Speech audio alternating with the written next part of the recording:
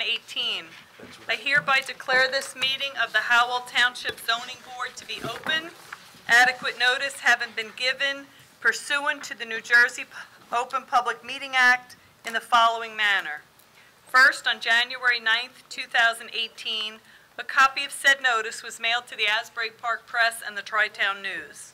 Second, on January 9th, 2018, a copy of said notice was hand-delivered to the clerk of the Township of Howell. Third, on January 9th, 2018, said notice was posted in the office of the Zoning Board and on the bulletin board in the Howell Township Municipal Building, 4567 Route 9, Howell Township, New Jersey. In accordance with the Fire Prevention Code and your safety, please be advised that this facility is designed with 2 emergency exits, which are on your right at the front and rear of the meeting room. Furthermore, smoking is not permitted in the municipal building. Please take note that this meeting is being videotaped for possible future broadcast on Howell Township TV 77. Thank you, Eileen. Can we have a roll call, please? Yes, you may. Mr. Armada has been excused. Mr. Hughes? Here. Mr. Mertens? Here. Mr. O'Donnell? Here. Mr. Posh? Here. Mr. San Clemente? Here. Mr. Orozco? Here. Mr. Moretti? Here. And Chairman Nansen. Here. You have a quorum. Thank you. Can we all stand for the Pledge of Allegiance, please? Pledge allegiance to the flag of the United States of America and to the republic for which it stands, one nation, under God, indivisible, with liberty and justice for all. Mr. Tropoli, swear in the professionals, please. Very well. You swear that the testimony you give this evening is the truth, the whole truth, and nothing but the truth, so help you God. I do. Tonight we have a full complement of professionals. Mr. Cullett, Ms. Spiro, Ms. Bean, Mr. Mallon, and Mr. Howard. Thank you. Approval of minutes. Regular meeting, September 17th, 2018. Eligible voters, Armada, Hughes, Posh, San Clemente, Orozco, and Nansen. Do I have a motion? Motion to approve. You're not on there. Mr. Chair. Oh. I'll make a motion to right. approve. Okay, motion by Mr. Hughes, I'll second. seconded by Mr. San Clemente. Can we have a roll call, please? Yes, you may. Mr. Hughes? Yes. Mr. Posh? Yes. Mr. San Clemente? Yes. Mr. Orozco? Yes. And Chairman Nansen. Yes. Thank you. Motion carries. Regular meeting, October 15th, 2018. Eligible voters, Armada, Mertens, O'Donnell, Paz, San Clemente, Orozco, Moretti, and Nansen. You can Motion make to that. approve now. Motion by Mr. O'Donnell, Second. seconded by Mr. Moretti. We have a roll call, please. Mr. Mertens? Yes. Mr. O'Donnell? Yes. Mr. Posh? Yes. Mr. San Clemente? Yes. Mr. Orozco? Yes. Mr. Moretti? Yes. And Chairman Nansen. Yes. Thank you. Vouchers, No vouchers. correspondence. We don't really have any correspondence, but I did pass out meeting dates at the last meeting and asked everyone to take a look at them. Yes. I don't know if you want to discuss them or... Let's discuss that now, and let's see if we can go ahead and vote on that if we Okay. can. Does anybody have, Didn't get it. The first 4 months, there's not a problem. It Hang on. starts in May. May 20th should be our... Eileen? I'm sorry. Mr. San Clemente did not get that. Oh. I don't have an extra copy, but I will send you one. Okay. All right. But in May, May 27th would be our second meeting, and that's Memorial Day. So we can either switch it to May 6th or May 20th. Is there any way to hold it to either one? I would have to advertise, so, I Okay. mean, the first 4 months are okay, so if we want to wait and table this till January at the reorg, we can, because at least I have the first 4 months that I can start scheduling. Okay, I would rather do that than, because sometimes in the summer we get kind of slacked. There's no reason to have a meeting. Although, Or if we need to fill meetings, we can do that. right now I have 7 applications waiting to know. be scheduled, so I don't think we have that problem. Okay. But, all right, so I'll just, How does the board feel about that? You want to go ahead and? I'm good either way. Except the 25th. Wait, just don't schedule my birthday. Well, I've been here many a birthdays. But I gotta be here for If we're away, you're away. No, well, just. I'll send it back out to all the members. We can vote on it at another meeting, but at least I know the first 4 months are fine. I can start scheduling. Is the first 4 months good? Yes. Yes. Yeah. Okay, can I have a motion to approve the first 4 months? I make that motion to approve the first 4 months of scheduling for Second. 2019. Motion by Mr. Moretti, Second. seconded by Mr. Orozco. We have a roll call on that, please. Mr. Hughes, Yes. Mr. Mertens, Yes. Mr. O'Donnell, Yes. Mr. Posh, Yes. Mr. San Clemente, Yes. Mr. Orozco, Yes. and Chairman Nansen. Yes, Thank you, motion carries. okay. The only other item is the Rules Committee meeting. We're running out of Mondays. So I did check with the professionals. Right now, it's looking like Thursday, November 29th is our best date for a Rules Committee meeting, which involves the professionals and the 3 members on the Rules Committee, which are Chairman Nansen, Mr. San Clemente, and Mr. Posh. November 29th. Yeah, that should be good. You sure? Yeah. Okay. Okay, then we'll put that November 29th. Let me put Okay. that on my calendar right now.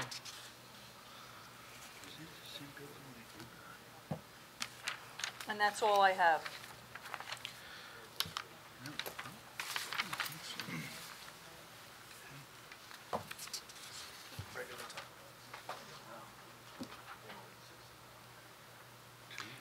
Where are we are you gonna, I'll send you No. out an email. okay. The 29th.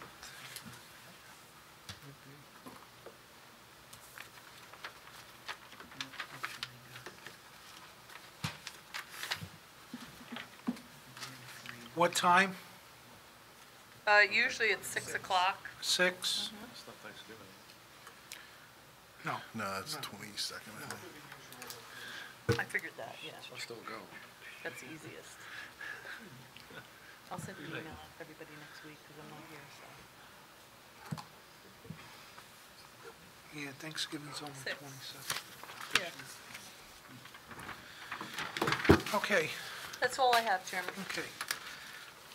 Resolutions, case number BA 18-16, Heath Johnson, resolution granting bulk variance for accessory chicken coop structure. Eligible voters are Mata, Mertens, O'Donnell, Posh, Orozco, and Nansen. Do I have a motion? Motion to approve. Motion by Mr. O'Donnell, I'll second. seconded by Mr. Merton. Can we have a roll call, please? Mr. Mertens, Yes. Mr. O'Donnell, Yes. Mr. Posh, Yes. Mr. Orozco, Yes. and Chairman Nansen. Yes. Resolutions memorialized. Thank you. Case number BA 0802A, Francisco Tango, resolution granting pool and equipment setback variance. Eligible voters are Mata, Mertens, O'Donnell, Posh, San Clemente, Orozco, and Nansen. Do I have a motion? Motion to approve. Motion by Mr. San Clemente, Second. seconded by Mr. O'Donnell. Can we have a roll call, please? Mr. Mertens, Yes. Mr. O'Donnell, Yes. Mr. Posh, Yes. Mr. San Clemente, Yes.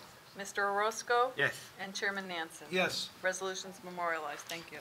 Case number BA 1818, New Cellular Wireless, PCS, LLC, and Celco Partnership, DBA Verizon Wireless, resolution granting variance, bulk variance, preliminary and final site plan approval.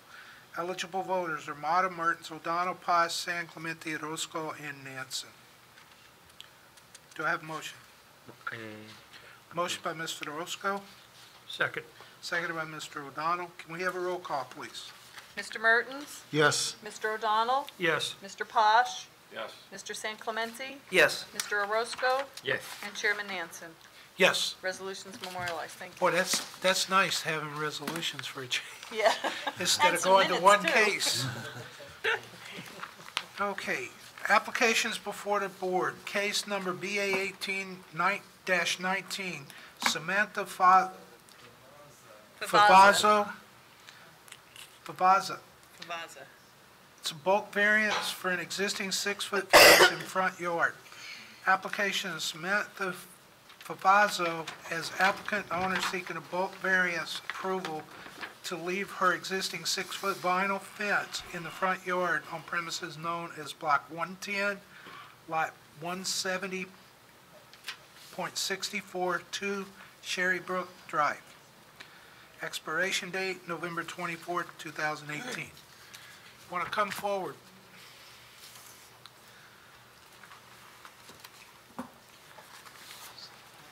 And if you're going to testify, please be sworn in, please. Before you sit, Bart, are you going to testify?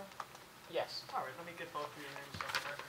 I'll swear you both in first. You swear that the testimony you give this evening will be the truth, the whole truth, and nothing but the truth, so help you God. Yes.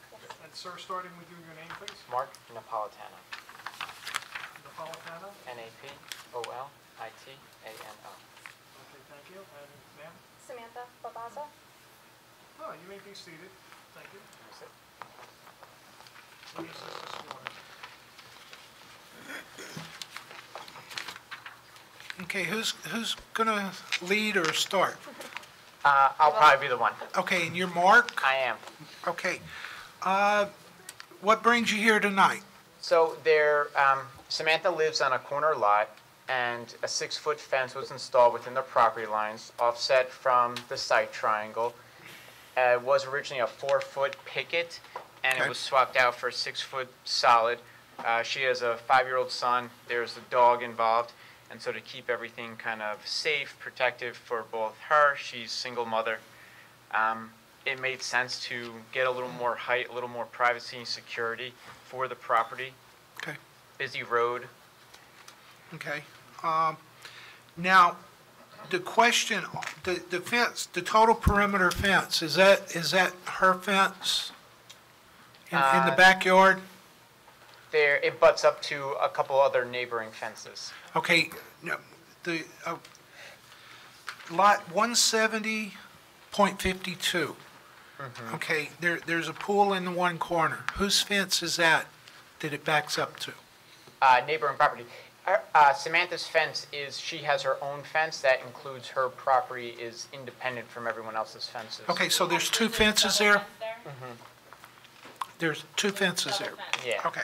And there's no fence, there's no pool on Samantha's property. No, I understand that. Worrying about the neighboring. The one adjacent to it. Oh, it's actually, there is no pool there any longer. Ah, well, That makes pool's sense. gone? Okay.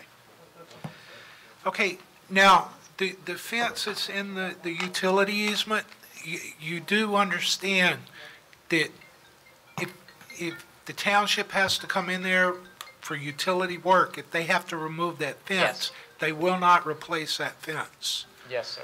And at any time, I would request, if you don't have an issue with it, but if you replace that back fence, to have it put on the property line, at any time. Not now, but if later on, Well, if you go to replace that fence, have it put on the it property. is now currently, I believe Samantha's fence is within the property line, and the neighboring fence is over it. No? Not what Oh, the okay. drawing It shows. butts up to that bump. Right. So like, it looks to me like your fence is beyond your property line, both in the rear and even on the side too. So that fence that follows that mouse line that you're onto now, Yeah. that's the neighboring fence. That's not even That's your own Samantha's fence. fence? Correct. So Samantha's fence does not run on, the mouse left. It's not into the utility? So Then who- Samantha's fence runs where your mouse is currently. Yeah, Okay, go to the right yeah. and down, and that's all Samantha's fence. The fence that's on the left-hand side, that's all the neighboring fence. Once it gets to there is, yeah. So you don't have a fence along your rear lot line? We do. So there's two fences on the rear lot line. So there's one fence that's on Samantha's property line, and there's another fence that's on the neighboring property. So there's two There's fences on two that back fences that side? back, and there's a small gap in between. Okay.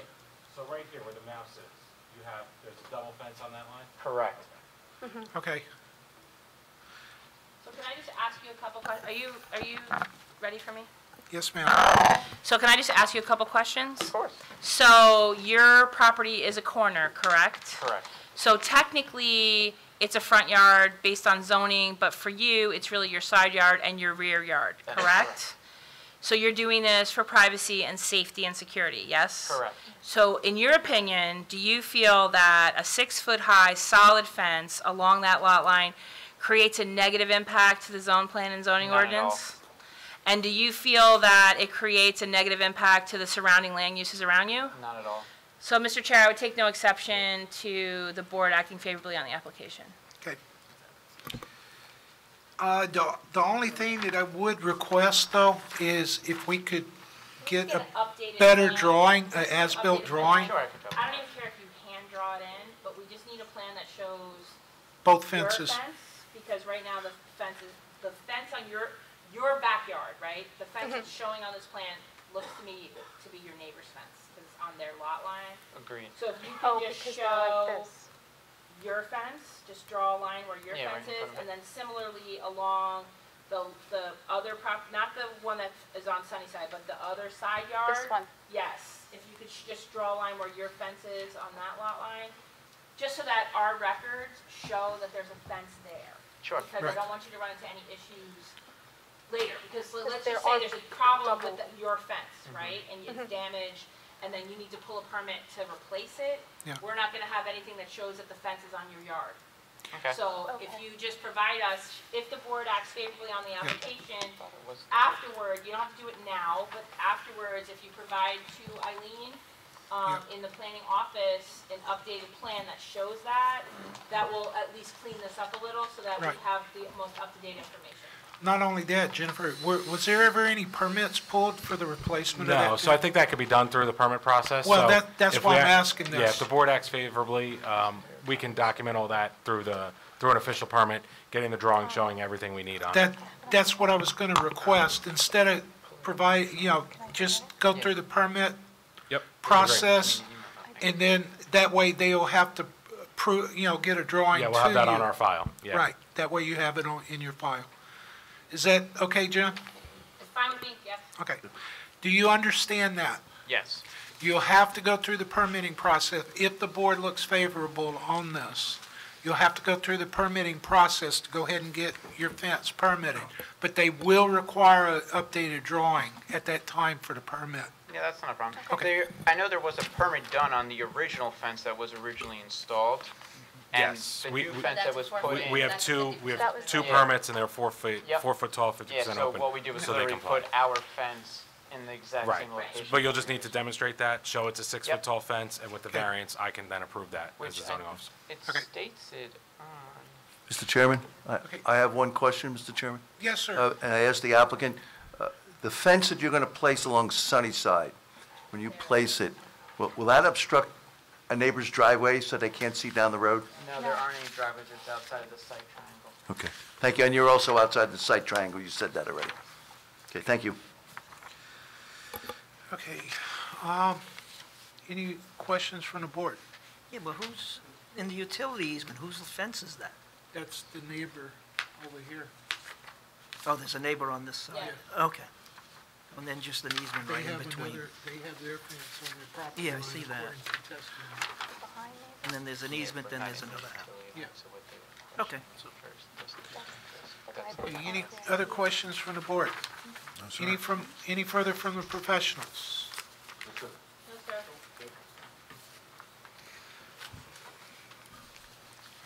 I got, let me look at one thing here.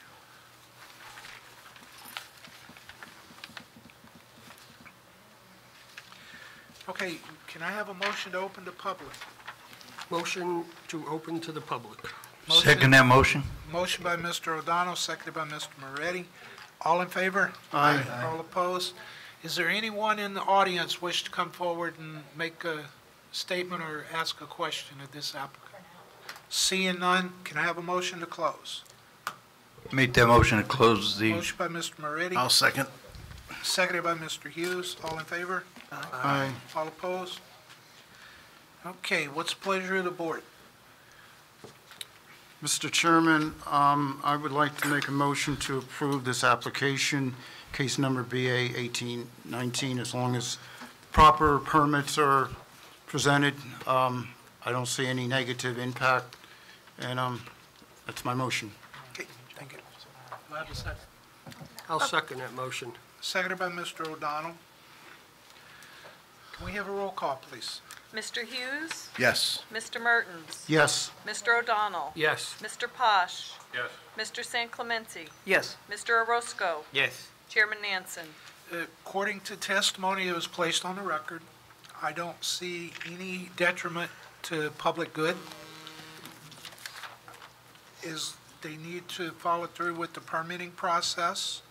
They need to give us an updated drawing showing their fence and the proper placement of their fence.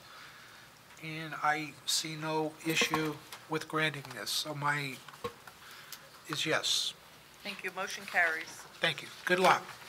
Thank you. You can call me, but I won't be until next Tuesday. I'll tell you what you need to do. Okay. That's okay for it, if it waits that time, like, so Oh, like- yeah. Yeah, you can't do anything until we get a resolution and then just, Okay. All right, so, Okay. Okay, next case on the agenda, case number BA 1820A. Jack and Ellen Fallner, formerly Jill Peterson. Bulk variance, application Jack and Ellen Fallner as applicant and owner seeking a bulk variance approved to maintain pavers surrounding swimming pool and a shed within the rear side yard setback on premises known as Block 13812, lots 2114 Firestone Drive. Expiration date, December 28, 2018. Welcome, sir. Good evening, Mr. Chairman. I think a lot of people here, but Yeah, you want to go ahead and have everybody sworn in? we're just going to have two of the Okay. testify. Folks, if you raise your right hand, please, you swear the testimony you give this evening, the truth, the whole truth, and nothing but the truth, so help you God. Yes. And ma'am, starting with you in the foreground, may we have your name? Jill Peterson. Thank you. Ellen Fowler, Can you spell your last name, please? F as in Frank, A-L-L-E-R. Very good. All sworn. Okay, thank you. Yes, sir. Hey, good evening. You can sit, sir. Thank you.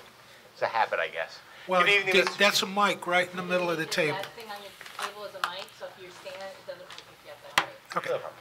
Good evening, Mr. Chairman, members of the board, professionals. My name is Gregory Vella, law firm Collins, Vella, Casello, and I have the pleasure this evening to represent Jack and Ellen Fowler, who are the present owners of Block 138.12, Lot 21. I also represent Jill Peterson, who's the former owner of the property, who sold the property to the Fowlers.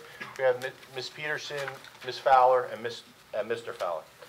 We're here today because my client's first client who owned the house put a pool in 13 years ago. And if you're familiar with the area behind Home Depot, the area is filled with pools and a ton of vinyl white fences. So when my client put their pool in 13 years ago, the company that apparently put too many pavers in, and also they put a shed in that crossed over the property line. The reason for that is if you look at the overall survey, the neighbor to my client's right had a fence already, another white vinyl fence. And they assumed the fence was on the property line, and they put a 8x10, 8-foot fence on their property inside the neighbor's fence. Well, apparently their fence was off a couple feet, so the fence is a little on the neighbor's property. Okay, now whose fence is that? Well, the fence, we now have a new fence. We've now double fence. So when my client, Now, where is your double fence? the survey you have is not updated with the new fence that was there. So when my client then sold to the Fowlers, we went to the town to make sure all the permits were closed. Town comes in and says, wait a minute, you didn't close out your pool permit. You're using the neighbor's fence to the right as your fence. If you look over there, everyone's got pools and white vinyl fences all over the place, and Okay. they're all double fences. Yeah. It is what it is. So my client has to close the pool permit out. So what their requirement was to put a new fence there. That's now in there. Okay, now where is this new fence? Is it On on her? our property line. How did you do that with the shed? It runs to the end. If I can show you a picture. See, not having an updated survey kind of leaves us at a disadvantage here. Well, I can have Ms. Peterson testify. Maybe that'd be easier to explain how the fence gets on along the property I line. know, but you're asking for a variance for a shed that's not on your property. Technically, Mr. Chairman, under your new ordinance, we don't need a variance because it's under 120 square feet and it's 8 foot, so the property setback is 0. The board, we are over the property line. Exactly, that's what I'm saying. We, even if we can't close a dispute here, technically, that's a civil matter, not for this board. Exactly, and I've already submitted to a board a license agreement signed by the It's still off of the property. You're here for a variance. We're here for the variance on the pavers. That's going to include any other thing that's pool-related. Right now, He's not seeking a variance for the shed. He doesn't need a variance. okay, for the shed. Okay. So the only, and we've resolved your civil matter, Mr. Chairman. I don't even want to hear it then. I'm done with it. So the only issue, Mr. Chairman, is the pavers that violate the setback on the side, the back, and a little to the rear. I want to have my client testify about the drainage system that was installed 13 years ago. If I could do that, we could talk about that Yes. setback. Okay. Ms. Peterson, you owned this house 13 years ago when the pool was installed, correct? That's correct. Okay. And could you explain to the board, you hired a company to install the pool and pavers. What did they do about drainage when they installed all this? Well, they, obviously they made recommendations as to the design of the landscape of the yard, and I took their recommendation, but in saying that, they wanted to make sure that the yard was properly drained. So in saying that, there are 3 drain systems on the property. There's one to the left of the property. You say left, you mean the left rear of the property? Correct. Now, if I'm standing on Firestone Drive, is that the left or the right? So if you're standing looking straight at my house, the left. The left, okay. So on that walkway, that's a gated walkway. Yes, ma'am. So what they did was they dug a trench underneath the walkway pavers, piped underground, and then ran out the drain that actually on the property, there's like a little cap that the overflow of the water, because it's pitched down, it comes up, if there's no overflow of water, it runs out to the street and to the drain that's located in the street. Okay. And that's really what is on the other side as well. Okay. That kind of duplicates it. All the pipes run into one. Same system, if you look at the right side of the house, it's underneath the yard, running out to the street, and then there's another little pop-up on the lawn that alleviates the water and runs again into the street, making the right and down to the drain. Okay. Now, is this a saltwater pool? Yes, it is. Okay. Whenever you backwash, where does that go? So I connect it to the system, and I have a huge 75-foot hose, and that goes into the drain into the street. Okay. So it's like a 3-inch hose that goes, I just roll out all the way into the street, and then that runs into the drain. Ms. Peterson, in your 13 years or plus of owning of the property, you've had numerous rainstorms. With this drainage system, had you ever had any problems with drainage, pooling of water on your property, or your water draining off to the adjoining properties? No, I've had no problem, and I think that's why the recommendation was made by the landscape designer to, like I said, I'm a homeowner, I took his advice, he put the drains in, I've had no problem, and the neighbors haven't had an issue with me either. Okay. Did they ever do any as-built? We've submitted an as-built. This is the most recent as-built that's not the most recent as-built. Because we need to provide you, and we would request, or we'd recommend, and I know you professionals would, be 2 things. If you granted our approval, we would provide an updated survey showing the new fence, and B, as a condition of approval, we have to close out our pool permit, because the pool permit's been open because of this paving issue and everything else.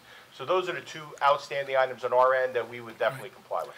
Now, are these pavers, or are they top-laid pavers? It's not on concrete or anything, is it? No. They're on stone dust? Correct. Gravel, Yes. filter fabric, and then, I'm not sure what the product is, but it's like a crushed stone, but Yes. it's not on a concrete base. Okay. Mr. Chair, if you want, I do have a picture of the backyard with pavers. If we could make this, I see the exhibit list provided by your board. If we can add as A8, Bless you.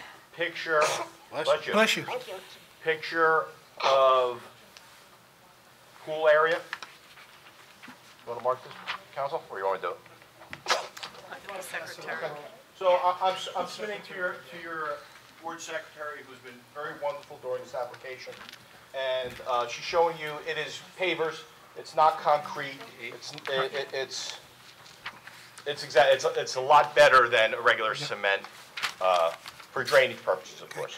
Now, on your as-built, I know Mr. Mallon's probably going to chime in here, but really it needs to show the drainage system that you have and how that's collected with elevations, if possible. If that's a condition of approval, we'll provide it, of course. Okay. Mr. Mallon? No, that would be fine. I'd also like to see where the backwash ties in. That one, and then obviously in the new survey, they're going to show the new fence on the line. Yes. Correct. And with respect to the backwash, the survey really can't show that it is, and I have a pool as well, it's really just a blue hose that you connect and roll out. It's not a permanent structure. So on top of And then that- what, it ties in then to a clean out, is that what it ties into? No. It just runs down the driveway, Runs down the driveway? into the street. Okay. Yeah, not onto the neighbor's property or anything else. It is just a hose. How do you do that if your pool equipment's on one side of the house? That's a pretty long hose you use there. It's a 75 to 100-foot hose. It's about 4 inches wide, and it literally attaches on, I guess, a register that when you hit the pool to backwash, it drains out the water. So you take this big. No, I say, okay, that's a long run. Yeah, no, it is. I mean, the property's not that large, but it definitely goes to the street, and then, I mean, everybody, there's 3 pools in the area, so we all kind of do the same thing with the backwash. But it's just like he said. So it doesn't go on to the neighbors? No. It's like a manual process. You just roll out the Okay, hose. I understand. Used to have a pool, understood. Okay. Mr. Mallon, no. My question is salt water going into the storm drain? Mr. Chairman, it's not really salt water per se. It's not really salt water. It Okay. is, I have a saltwater pool. It is not salt water like in the ocean. All it is, it's regular pool water, and instead of, if you have a regular pool, you throw all the chlorine in it, and you have that smell of chlorine. With a saltwater pool, you don't use all those chemicals. You throw salt in the pool.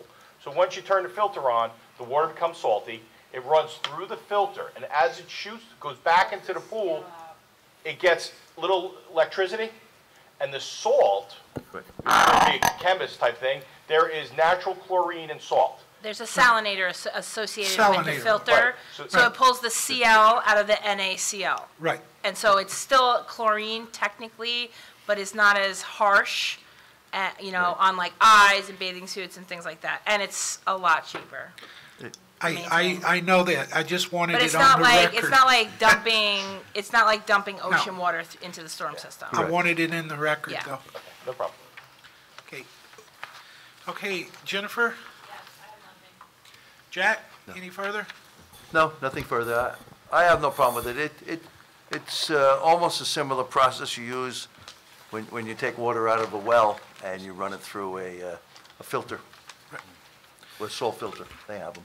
Okay. Now, as far as the shed, I just want you to know that's a civil matter, not before this board. As far as the fence, just know that to close out your permits, to be pool code compliant, I'm not sure of how a fence tying into a structure meets, and that's up to UCC. So the building department will do that inspection, and if for whatever reason you have to move the shed and get a true barrier, just know that that'll be up to the building department. We'll do whatever the building department requires now. And I don't want to come back. Thank you. Actually, just Okay. one quick question. What's the height of the shed? That's fine. It's an 8-foot tall, up to the peak shed. Okay, so it complies with the new ordinance. Okay. And it's 10 by 8, is that correct? Correct. Any questions from the board? Mr. Chairman, I have a question when the board's finished. Yeah, any questions from the board? Okay, Mr. I just have a question on the On the upper left side, so you have lots 2 and 20, and looking at the picture, it almost looks like there's a small walkway going right to the property line. This paper's here. So the water is not running into those lot 2 and lot 20? Because it looks like the pavers are very close. I mean, you question whether when we backwash the pool? No, we're doing a rain. Runoff, just runoff. It would be no, because Oh. looking at this, it's like 0.3 feet. Yeah, and if you want, I'll mark as A9, a picture of an aerial. And you can see, that 14 Firestone's noted. If you look at the property to the left you're talking about, Yeah, 20 their and 2. pavement almost runs to our property line as well. Oh, it does? Yeah, and Okay. this board, many years ago, gave a variance for those setbacks for the neighbor. So if you look to the left of the subject property, which would be to the top of this picture, there's pavers all the way to almost our property line. And if you look at the property south of ours, their pavers are almost to the property line. So this whole community's where these. And Mr. San Clemente, this has been here for 13 years. Yeah. So if there was going to be a problem, we would have been made aware of it by now, especially lately where we've had these massive, Yeah. heavy rain events, and there's been no issue. No issue, See, okay. that one was before the board, I remember that. Yes, it was. And I was representing them, Tim. Okay. I was on the board on that one. Okay. But see, that's where the as-bilt's gonna come in for I agree, Mr. Chairman. okay. Any other questions from the board? Seeing none, Mr. Tropoli. Yes, Greg, on Exhibit A6, you provided to the board a license to continue encroachment dated 10/14/18, correct? That is correct. Right. Has that document been recorded? No, it has not been recorded, counsel. The reason why it has not been recorded, I didn't want to record it until and remember, this was signed before the new ordinance came into place, so we didn't know if variances were associated with. However, I would, now, since no variances is necessary, as a condition of approval, I will file that license agreement with the county and provide a filed copy to the board for their file. If the board were to look favorably upon that, Mr. Chairman, I'd certainly recommend that as a condition. Thank you. That's it. But also, Mr. Tropoli, I want to also state that that's a civil matter, not necessarily the board. I don't want to get drug into a civil matter. It's not a zoning issue. Exactly. That's exactly right.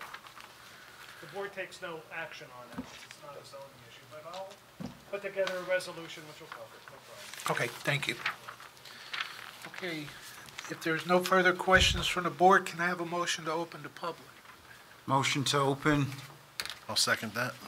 Motion by Mr. Mertens, seconded by Mr. Hughes. All in favor? Aye. All opposed? Is there anyone in the public wish to come forward and make a statement or ask a question of the applicants? Seeing none, can I have a motion to close? Make a motion to close. Motion by Mr. Moretti, Second? seconded by Mr. San Clemente. All in favor? Aye. All opposed? Any further from the professionals? Any further from the board? Yes, sir. What's the pleasure of the board? I'll make a motion to approve. Motion by Mr. Hughes to approve, Second. seconded by Mr. Orozco. We have a roll call, please. Mr. Hughes? Yes. Mr. Mertens? Yes. Mr. O'Donnell? Yes. Mr. Posh? Yes. Mr. San Clemente? Yes. Mr. Orozco? Yes. And Chairman Nansen. As long as everything is agreed upon through the testimony, as-bills are supplied to the board for record purposes, showing not only just existing conditions, but also the drainage and how the pool is backwashed. The shed is a civil matter, will not be battled before this board, we don't want any, we don't have any jurisdiction there, but the letter documented, from the neighbor will be part of the file. And my vote is yes. Thank you. Motion carries. Mr. Thank you, Chairman, sir. members of the board, thank you for your time, and thank you professionals being very helpful, and have a good election night. You too. Good luck. Thank you.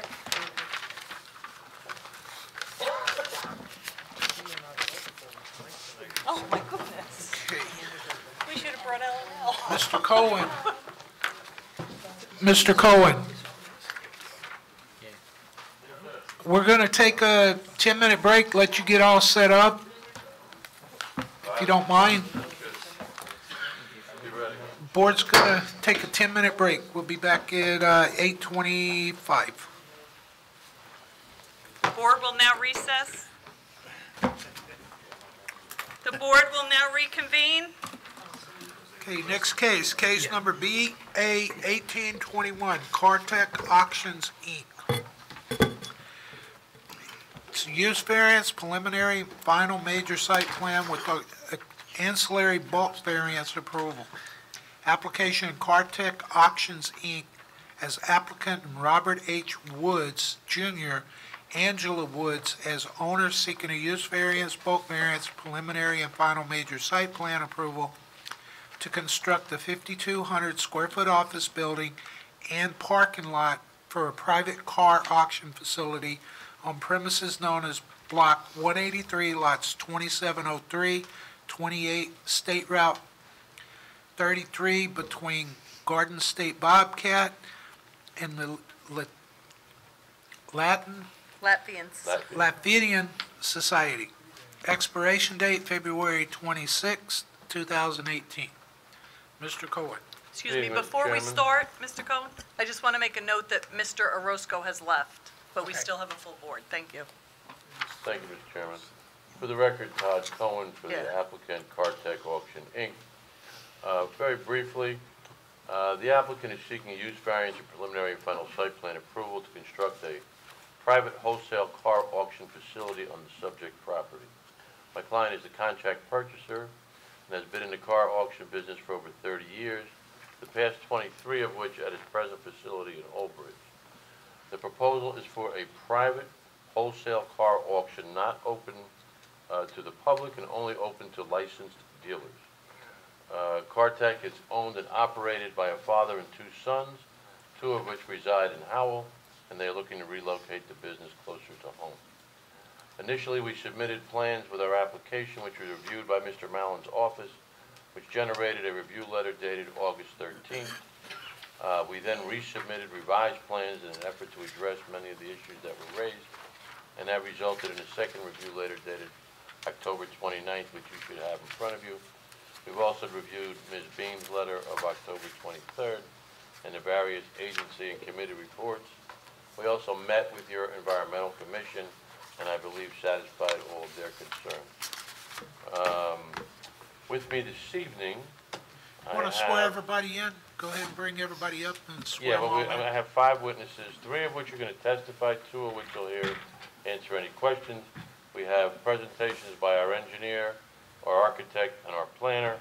I also have a traffic engineer here who wrote the report, and we have a representative of Cartech who does in charge of the day-to-day operations of the facility. Want to bring everybody Gentlemen, up? if you all please come forward. Please raise your right hand. Swear the testimony Thank you, you Tom. give this evening will be the truth, the whole truth, and nothing but the Perfect, truth. thank you. I do.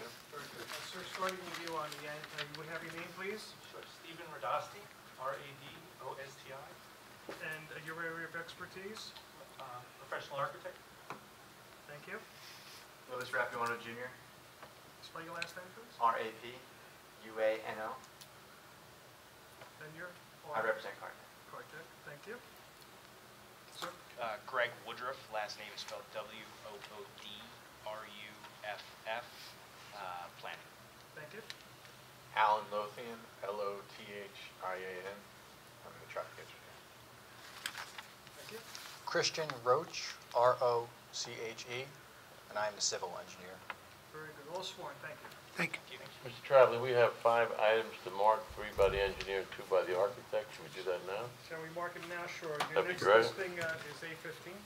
Chris, would you identify the 3 things you would like marked, the first being A15? Sure. I'm going to mark a site aerial as A15. Mr. Cohen, you want to qualify him real quick? Yes. Before you do anything, would you please put your professional and educational qualifications on the record as professional Place your name on the record engineer? again, sir. Sure. It's Christian Roach.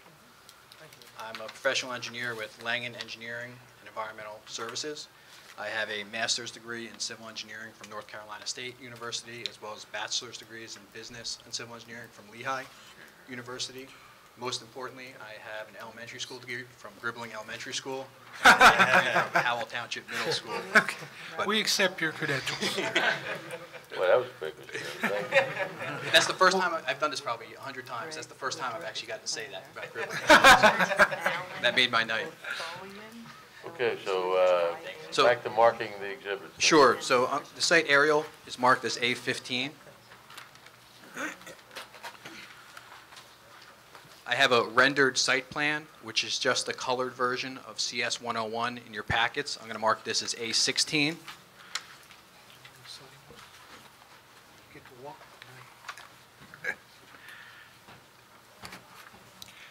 Our secretary's going to come up and initial those real That's quick. secretary. Who's coming around?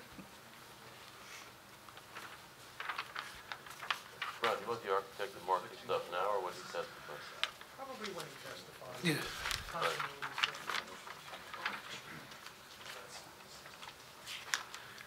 Eileen, we need to get a light right there. Eileen, that's your job too, huh? This is I'll hold the light. I think I got a flashlight down in the Let me car. have it. Your phone, right? You can just shine your phone. Yeah, but they What was might that? accuse us of taking videos. Yeah, why don't you move it back under the light so they can see it? 'Cause it's kind of dark where you have What it. light are you talking about? You mean like back here? Yeah, like parallel with the chair. Like back by your chair there? Just drag it back about 5 minutes. It's the same one No, that's no, on leave the it, leave it. board here, right? Yes. Pretty much. Okay, Not really. Not really, no. not really? Okay. Pretty much. It is what it is. That's all we can do. Okay, and, Did we have another one? Tom, did you mark A17, the third one, or? We have not yet. No, I could do that if you want. I have to initial it to make it official. He's wearing a Fitbit. He needs to get his. Can you just So- describe A17, please? A17 is also a colored site plan showing vehicles in the auto auction storage area. Yep, A17, I'll mark it first.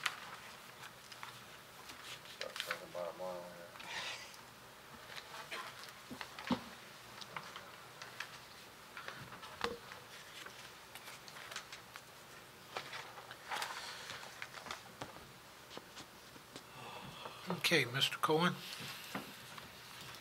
Okay, now that Mr. Roach is sworn in and he's qualified, if you would please briefly describe the application that we have before the board this evening. Sure, so if it's okay with the board, I'd like to give a brief 5 to 15-minute presentation. The first thing I'll do is get everyone oriented on where the site is located.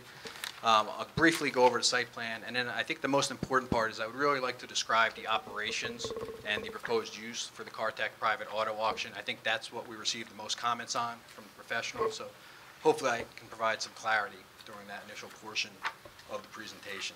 So to get everyone started, I'm going to refer to Exhibit A15, which is a site aerial. Perhaps the best way to identify the site location is to point to a destination that many of us have been to in North Howell, the Cabin Restaurant. The project site is located just to the east of the cabin. It's identified on the Howell Township tax maps as Block 183, Lot 27.03, and Lot 28.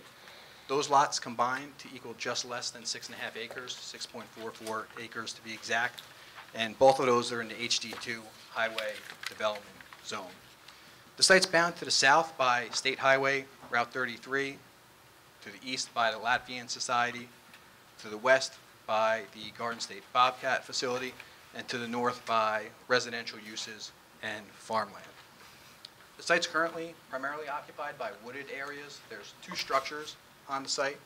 One is a storage building located in the central portion of Lot 2703, which is being utilized by Bobcat.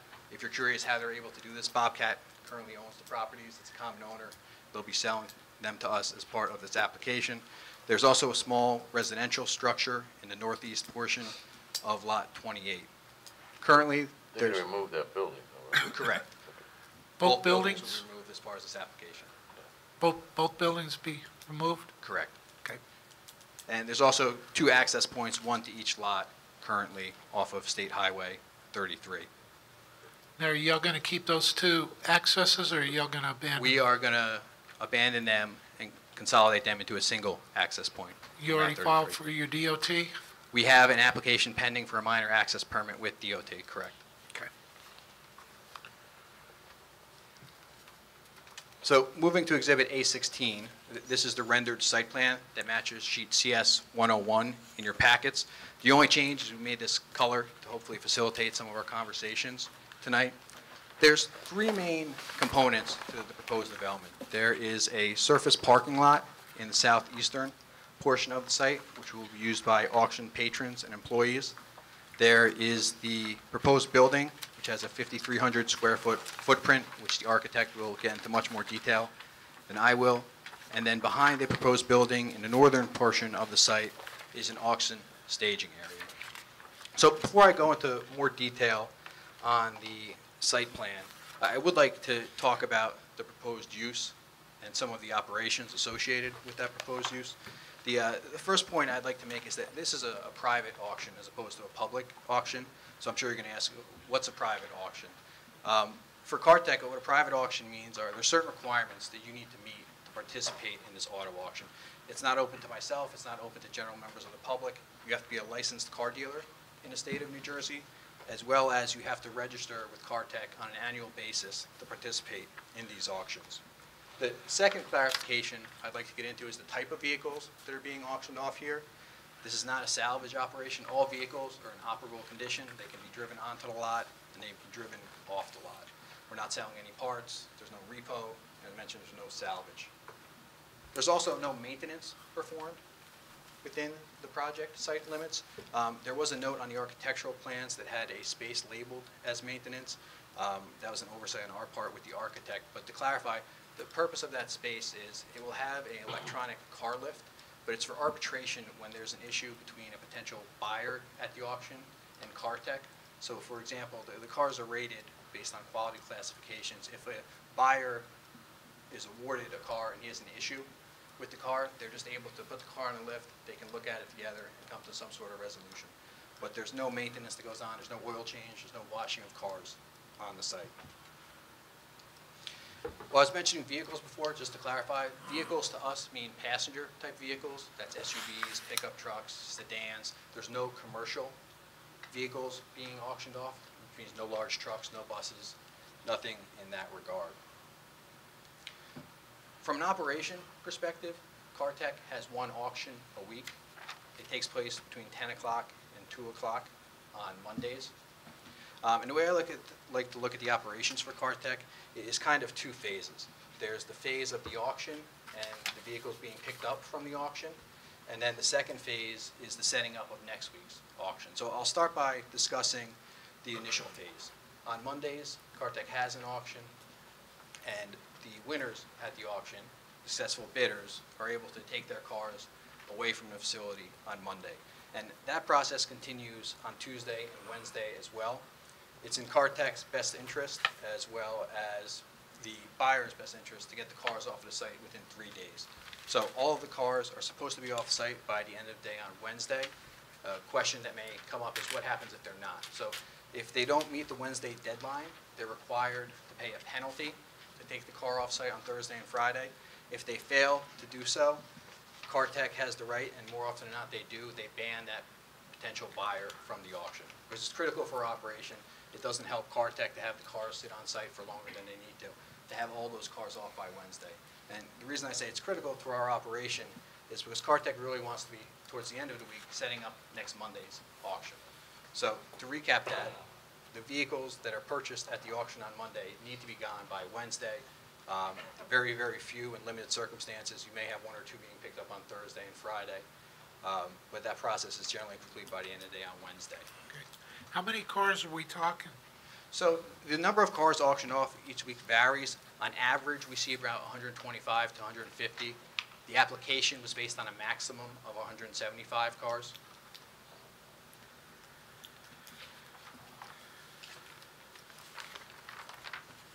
And they usually come in from Wednesday to Monday? They can come in starting on Tuesday over a 4-day period through Friday. Okay. They all have to be there by Friday?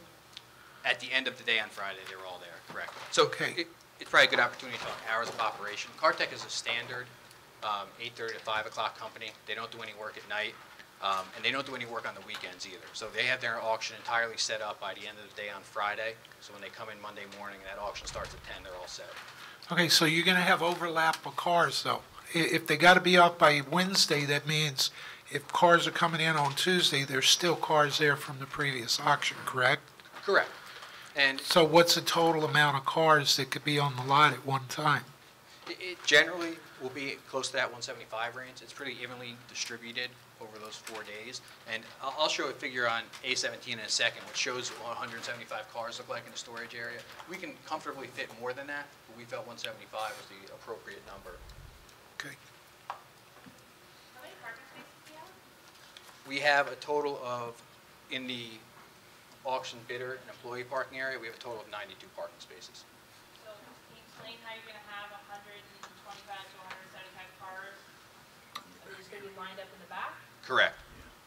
Correct. They're going to be lined up in the, what we're referring to as the auction staging area. Revised plans shows a layout. A17. CS 102 shows the... CS 102, Jennifer.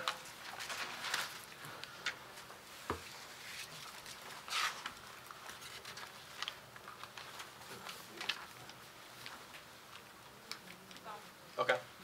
So, just one quick comment, I'll move on to the site plan. Most of the vehicles are dropped off on either an individual basis or by individuals from CarTech or the dealerships participating in the auction. We generally expect the nine-car haulers that you typically see, a maximum of 2 per day. In most instances, it's 1 per day, dropping the vehicles off. Can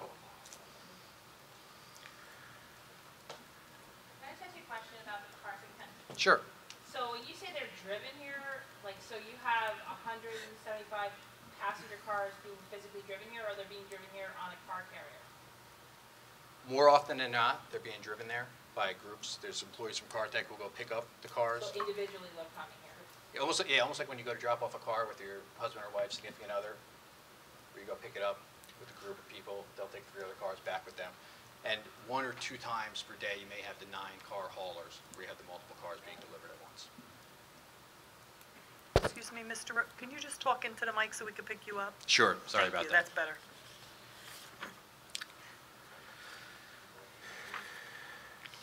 Sorry, Jack. I'm partially deaf.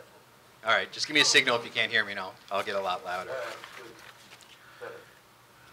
So while we were talking about parking, I do want to talk about the proposed amount of parking stalls on the site. It was noted in several professional letters.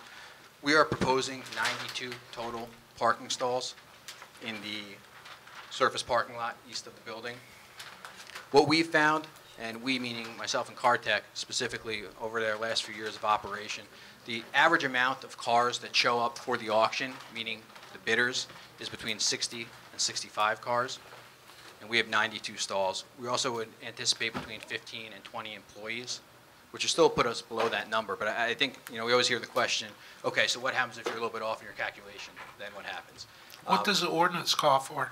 So there's no standard criteria for private auto auctions. There is a conditional use criteria for public auto auctions. That criteria is 3 parking stalls for every vehicle being auctioned off. So that would be 175 vehicles maximum being auctioned off, would be 525 parking stalls.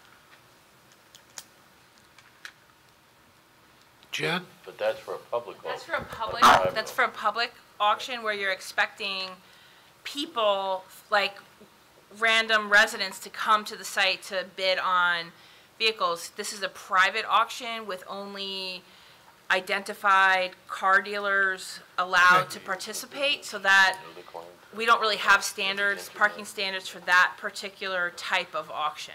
Okay, then I'll let, okay, yes. I'll say this too. How many, you have a clientele list, you have to be a member of this auction to bid? How many members are there? I'll defer to. Todd, we'll bring him up in a moment. I just want to talk. Okay. Go ahead. So, one other thing I'll say about parking is these guys have been in business for 25 years. They've given us the average counts of the type of vehicles they see. And I think it's come up, all of us live within 5 minutes of this site, and we all understand there's absolutely no chance we're spilling over onto Route 33. It's a completely unsafe condition. I'll give you my word, and these guys have already assured me. If there's a car on Route 33 and it's because of us, come shut us down. It's just not something that we're proposing. Okay.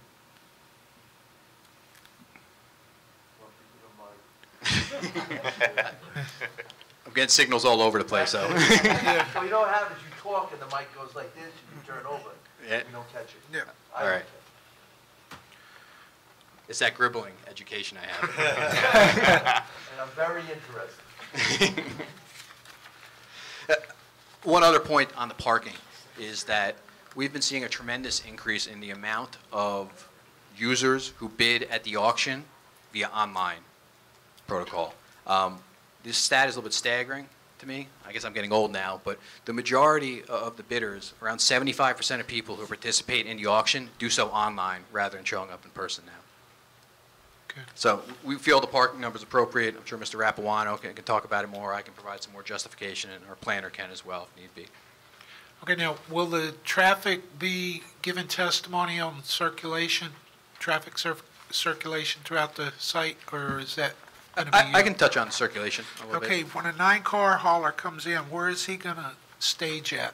So the 9-car hauler can come in using a 30-foot wide access drive, which we're proposing off of Route 33.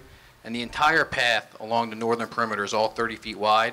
It's to accommodate the haulers as well as emergency vehicles. From there, the hauler has the ability to enter the auction staging area. Now, will there be a double gate there? There will be a double gate there, correct. Okay, will there be a knock box there or There not? will be a knock box there, correct. Okay. Now, is there room, if the staging area of the cars are full like that, like you have in your drawing, is there room for them to maneuver in there and turn? There is, yes. The vehicles are able to come in. The hauler, you can pull to the rear of the building or it can pull in front of the auction bays here, drop off, and make the turning movements. Okay. Do you mind providing traffic circulation in a drawing? You like a turning template? Yeah. We did provide on the sheet TM 101 and TM 102 if you turn towards the back. CG 101? TM 101 and TM 102. I think it's the last two sheets you can see. It is.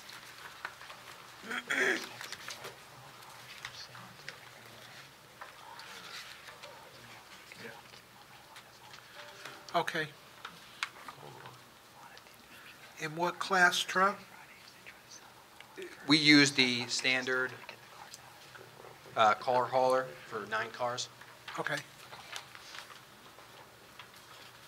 And while I'm on it, we talked about emergency access a little bit. What happens when the individuals start dropping off the cars and you have the haulers there? How can you accommodate 125 or 175 people approximately coming in at the same time? Well, is that little area going to be able to handle that workload? No, but they're not coming in at the same time. Okay. That's the big key. So that's why CarTech has the drop-off window over 4 days. I think if you do the math on 175 vehicles, and forgive me if I'm wrong by a number or two, I think it's like 5 to 8 vehicles per hour. CarTech has the staff on site to accommodate that type of demand. Okay. There was one comment where we were talking about the auction staging area for the vehicles. We submitted the revised plan showing what 175 cars could look like.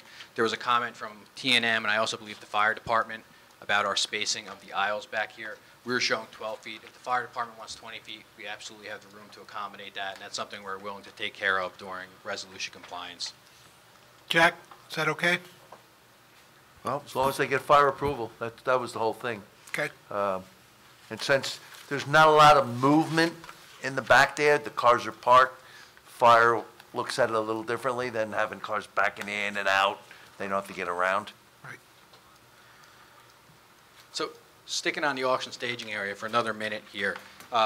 When we originally submitted these plans, we had the entire auction staging area as asphalt. Based on our meeting with the Environmental Commission, they did comment on the significant amount of asphalt we had back there. So we had a discussion about potentially changing that to a stone layer rather than asphalt. And what we ended up agreeing upon was that approximately 70% of the auto auction staging area, shown in a darker gray hatch here, would be a dense graded aggregate, which is a stone material. This area is not going to be accessed by auction customers. It's just going to be an employee area. But both ourselves and the Environmental Commission, after having a discussion on it, this was a more appropriate solution. Now, with this staging area, is that ever going to be open to the bidders so they can look at the cars before they come up for bid? So Lewis can correct me if I'm wrong, but most of the bidders do their research before they get to the auction. There's photos online of the vehicles. So they don't physically come out and look at the cars? They don't before the auction starts. As the auction starts, there's 3 bays, which the architect can talk about, and the vehicles are pulled through these bays, and the auction is done interior. So interior to the building, I should say. They do get the opportunity to look at the cars as they're coming up and to place those bids. So none of them will be walking in that staging area? Correct. Okay. And what's the condition of the cars? The condition of the cars, they are all in operable condition. You know, absolutely no salvage. They're not leaking. The reason I asked that, while I can appreciate the input from the Environmental Commission, this board typically does not allow vehicles to be stored on anything other than concrete. And the reason is while I appreciate the asphalt comment, but in my opinion, if there were to be anything leaking out of the car, whether it be antifreeze or oil or gas or whatever, if it's on stone, it has more probability of seeping into the groundwater, which is something that this board has traditionally not allowed at all. So, I mean, I would defer to you as the board, but that is not something that this board has ever permitted vehicles to be stored on, ever.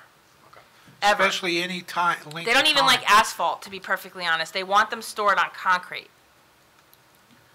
So, I mean, I would leave that up to the board, and while I can appreciate the input from the Environmental Commissioner, we're not bound by their recommendation. So you guys can decide how you want this to go, and it's up to you. They're only making a recommendation, that's it. And to your point, when we did have the conversation, we raised the same issue. I appreciate it, and I know that they're looking at it from a totally different standpoint, which is why, you know, typically we like to see you speak to them prior to coming here. But this is something, especially in this area, we've talked about this in other sites in this area where we've had vehicles stored, and they've never allowed it on anything other than concrete. So I would defer to you. Well, there's been a couple of junkyards right down the road from there. I agree. That were there for many years, and now look at the environmental issues that we have. Correct. So it's just something that the board. Not that this is a junkyard, Mr. Coleman. No, we're not implying that. I appreciate Well, I think you've brought a couple of record cases before the board, haven't you, or car lot? Tow truck operation. The tow truck. We required the concrete Yeah, pavement. but he was towing all sorts of stuff. I understand We don't that. have those same issues with you. Yeah, but usually whenever it comes dealing with the car lots and everything, whenever it comes to storing cars, it's on concrete. Because gases and other oils has a tendency to eat asphalt away. And I know how the board has done in the past with anything dealing with cars. Okay. Why don't we put that under advisement, and we'll continue with the presentation. Okay, that's correct. Thank you, Jen. So the next item I wanted to touch on is some of the variances, and our planner is going to be testifying to these in a lot more detail than I We do need use variance because a auto auction is not a permitted use in the HD2 zone. It's a conditional use in the HD1 zone, which we are not located in. The other variances we have are related to a required buffer adjacent to a residential zone. The Latvian Society, although it's not a residential use, it is zoned as a residential component, which would require us to have a minimum 50-foot landscape buffer along our eastern property line. We only have, in 2 locations, we have 21 feet along the majority next to the auction staging area. We have about 25 feet next to the surface parking lot, and at the absolute pinch point between the edge of our parking lot and the property corner, we have around 6 feet. I will point out, as I mentioned, that the Latvian Society is more of a community center type use, which actually works well with our operations because we're not present on the weekends or at nights when the general events are to take place there. And I'll also mention that a lot of areas where we're required to have that 50-foot buffer, there are a significant amount of trees bordering our site in those areas. Also relative to the buffers, I'll touch on this real quick. The farmland buffer to the north, after meeting with T&M on our initial application, we have met the buffer requirements and actually exceeded them for the farmland buffer. A 50-foot buffer would be required from this northern property line. We have a 100-foot buffer to our site disturbance, and in addition to that, it's 100 feet, and then we have a stormwater basin, which is about 200 feet. So there's almost 300 feet before you get to our auto auction staging area from the northern property line. Okay. And I'll let our planner provide some justification on why we feel those buffers are appropriate. Well, Jennifer or Jack, either one. Now, on the Bobcat side, they could go right up to the property line there. That's correct. Along the Latavian, while it may not be considered residential, it's an AE6 zone. In the way ARE6? ARE6. Right, that's correct. But and that's why the buffer is required there. Well, see, I understand that, but you've got 14 feet on the Bobcat side before they have their curb. Why not shift it all the way to the property line? That gives you 14 more feet on the buffer? On the buffer. You know, it just food for thought. I think the problem, I don't want to speak with Mr. Rote, but the problem is if you look, they're filling the property probably 4 to 5 feet to get a sloped area down to it. Now, is that on the Bobcat side? Yes, on the Bobcat side. If you look at it, there's grading. Now, I had spoke to the applicant's engineer and to Laura Newman, who reviewed the Bobcat. They just got finished getting an approval. And the key is not to leave a low spot in between those two properties, because Bobcat's also doing the same thing of filling and doing expansion and putting basins in the back. Okay, now, are they going to have a detention basin back there? Yes. Bobcat is? Yes. Okay, Same so thing. why not just move that out? If they're both filling, just move that to the property. That's also a possibility. I turned it over to the applicant. That was one of the concerns I had, and Laura and I were going to coordinate that to make sure that we don't get left with a low spot in between the two properties. Well, see, all you need is 35 feet, correct? Yes. 14 foot with 21 foot gives you 35 feet. Correct. So you It's would a have narrow buffer. area in the back, too. You would have a buffer then. Well, I'll leave that That's up up to to you, Mr. Cole. the applicant. Huh? I know, but I'd rather have a 35 foot with the berm there. Between residential, you could do a berm. Yeah, but there's no residential use. I understand that, but it's still ARE6, and by it being ARE6, if they ever decide, which I doubt if they ever decided to sell that, but that could be developed as an ARE6 piece of property. That's, we're looking future now. We got to kind of plan. But I'd rather have 35 feet on that side than 21 feet. That's... To follow up on Mr. Mallon's comment, he was correct. The reason we have those areas, the 15 feet adjacent to Bobcat and the 21 feet adjacent to the Lafayette Societies, because we're making up grade in those areas. That's why we set those distances the way we did. Those are grassed areas, and we're changing the elevation, as Mr. Mallon mentioned. That was the original intent. We did have conversations with Bobcat's engineer. They had an application in that recently got approved, and we will be doing a merge design as part of resolution compliance to address T&M's concern about not having a low spot between that area. It's something we can certainly look at. I'm not in a position tonight to 100% say I can get 35 feet. Is it 30 feet? I'm not sure yet. I would have to look at it in detailed design, but I understand. How much fill's going in? How much are you raising? 4 feet. Do you have an elevation drawing?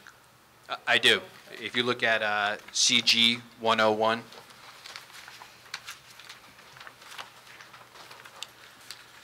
Yeah, that's a pretty big slope there.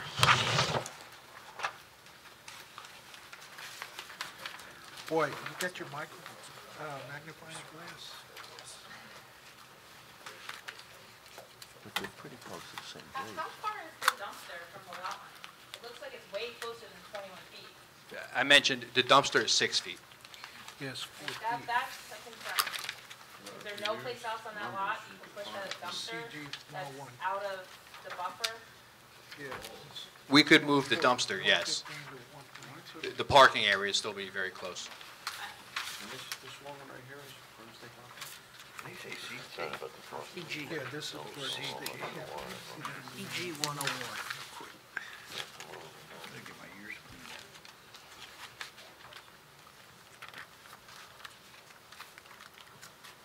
Obviously, this is going to be fenced, right? Correct. And Jack, the problem with, if both lots are going to be filled, whoever goes first, if they go beyond the property line, it's going to take a little bit of excess fill, but that's the way to do that, right? Instead of this guy holding back and that guy holding back and winding up with an ugly-looking swale in the middle. Yeah, well, you have to understand, Bobcat's already got their approval. They got it about 3 weeks ago on their property. Right. So I know they represented at the board that they were not going to have a low spot in there. When I talked to Laura Newman, the plans hadn't been revised yet, so it's not, doesn't show it that way. But they're pretty close in the same elevations, doing the same amount of fill. So there's no reason whoever went first couldn't go over the property line in preparation for who comes next? Well, as far as I'm concerned, let them coordinate together. That would be the way to do it, rather than who comes first. Our engineers have already discussed and had issues, Right. sent PDFs back and forth, so we know we have to coordinate the drainage plan, yeah. Well, I wouldn't taper down to the property line. I don't think either one of you should if you're both going to do the same thing, even close in elevation, even a couple feet off. It could still be made to work with a little coordination. Because a lot of your fill's going to come from your detention basins. Correct. Because you know, the whole site is a fill. You know, what I'm looking the at, whole thing's filled. the elevations, the whole site is going to be filled in that staging area. And you're going to curb that site, so, you know, you're not going to have to worry about runoff. You can contain everything in drain to your detention base, which that's what you're doing. Correct. So I don't see why you couldn't go to your property line and then just shift that whole back. Do you have a problem with that? No, I don't. And the only reason I'm non-committal on it tonight is it does require coordination with the other engineer from Bobcat. Okay. I don't think he's going to have a problem with it, but I can't speak for. I just, my concern is that you need relief for the buffer. Right. And so you're asking this board to grant relief, and until you work that out, we're not gonna know what they're granting relief for. Like, you can't just get relief for the buffer, like, it has to be a certain amount of, you know, it's a 25-foot buffer, or it's a 35-foot buffer, and if you're uncertain as to how much you can shift that, it makes it difficult to, I mean, Ron has to draft this into a resolution as to what the buffer is, and if you can't engineer it, I mean, obviously you can't engineer it on the fly, I get that, but if you can't tell us that it can be shifted over, or there's hesitation and we're not sure that we're gonna get that extra 14 feet, I don't know what you're giving relief for. Right. And that's a problem, I think, in, you know, keeping the application clean moving forward. Do I think it can be resolved to a certain extent? Are you gonna get 50 feet back there? No, you're not gonna get 50 feet back there, but what are we gonna get? Are we gonna get 30 feet? Are we gonna get 35 feet? Are we gonna get 32 feet? So I think at some point, that needs to be resolved before we can grant relief for that requirement. That's my opinion. Well, see, I would much rather have as much as we can get. I from 100% ARE understand. 6. I just don't know that he's in a position to tell us that we're gonna get Yeah. all the 14 feet back to get that to the 35 feet that you're looking for, and that's just in the back portion of it. You Right. still have an area that's about, well, less than 25 feet in the front portion. In the front. By where the dumpsters are. So, because, I mean, that whole, the dumpster and that island or whatever. Yeah, but in that, okay, correct me if I'm wrong, I know the ARE 6, the back section of that property, isn't Comes that a all the way to the split road. zone? Isn't that a split zone? Isn't part of it HD1? No. Goes all the way to the road. Goes all the way to the road, and then actually the 6 goes across. It goes across the street. It does. Yes. Across the highway. It's a crazy zone line. It Yeah, makes really no sense. I've always Would I known it to be recommend split zone. that highway frontage property on 33 remain 6-acre residential? No. No. But it is what it is. Okay. I would be more apt to look at having a closer up front than I would in the back, though. Well, that lot immediately adjacent is super narrow. Yeah. So if you're gonna put a house in the back, it's gotta include the area in the front, otherwise you won't have enough area to make the 6 acres. So you're not gonna have a 6-acre property in the rear of that lot. Is that a flag lot? No, it looks like a bowling alley. I understand that, but what I'm saying, do you You're not have gonna a get a road? house in the back Do you have without the 200 front of that property being residential as well. You can't get there. I know, but does that is that 200 foot or is it narrow? That is, the access to that lot is That's what I'm 33 saying. only. So you're not gonna get a house in the back. No, I know, but what kind of road frontage does that other lot have? For the buildings Like- in the back now. Comparable to what this lot has. It's the same, it's almost exactly the same shape. So it's got close to, How much frontage? it wouldn't need a variance to build on it then, correct? I don't know. I don't know because first of all, it's developed. No, It's I been know developed that. for a long time. It's got 307 feet of frontage, the Okay, next so lot. it doesn't need a frontage variance. No. Okay. Then I would still, I just, the thing is, you can't get to the back if you have a commercial development in the front. There's not Right. enough room. oh, no, I agree. So if we're worried about the buffer in the back, Yes, we should be worried about the buffer in the front too. okay. It shouldn't, because just the shape of that lot alone, first of all, I don't see that lot ever developing residentially. That's my own personal I opinion. don't either. But in spite of what the zoning is, because it's on a state highway and Right. it really doesn't lend itself to 6-acre residential, and I would recommend that somebody take a look at that, because I don't know why we're still, the highway frontage is still ARE 6. But that being said, my concern is that we don't really know the relief that we're giving Right. until that issue is resolved. Okay. That's Matt, the concern. can you put that down for the Rules Committee? What if we could figure out like a minimum that would make the board satisfied and the applicant? Minimum of 30. A minimum would be fine, Yeah. as Minimum long of as 30? it doesn't, it's not, I don't know that I can go to 35, but I think we No, might I be able know. to get to 30. How about 30? I mean, can you Considering- commit tonight to 30 considering everything feet? we've just Yeah, discussed with so- the Lafayette Exactly. Society, the history, how long it's been there, there's a parking lot next to us, and I then mean, there's woods everywhere the whole else. lot is 8 acres. Right. So if it was gonna develop residentially, it'd be one house. Right. Yeah. And if you cut that front portion off, you would not have the area necessary for the ARE 6 zone. And you would probably just take the existing building and convert it to a residence, would be my guess, which is already in the back right part of the property. It's furthest away from. And then us. immediately to the east of that is the fire training facility. I know. Right. Yeah. Well, you got a big wetlands in there too. Yes, Yes. absolutely. Okay. So, Chris, could you address that very briefly based on the discussion Yeah, you just heard between the planner I- and the chairman and myself?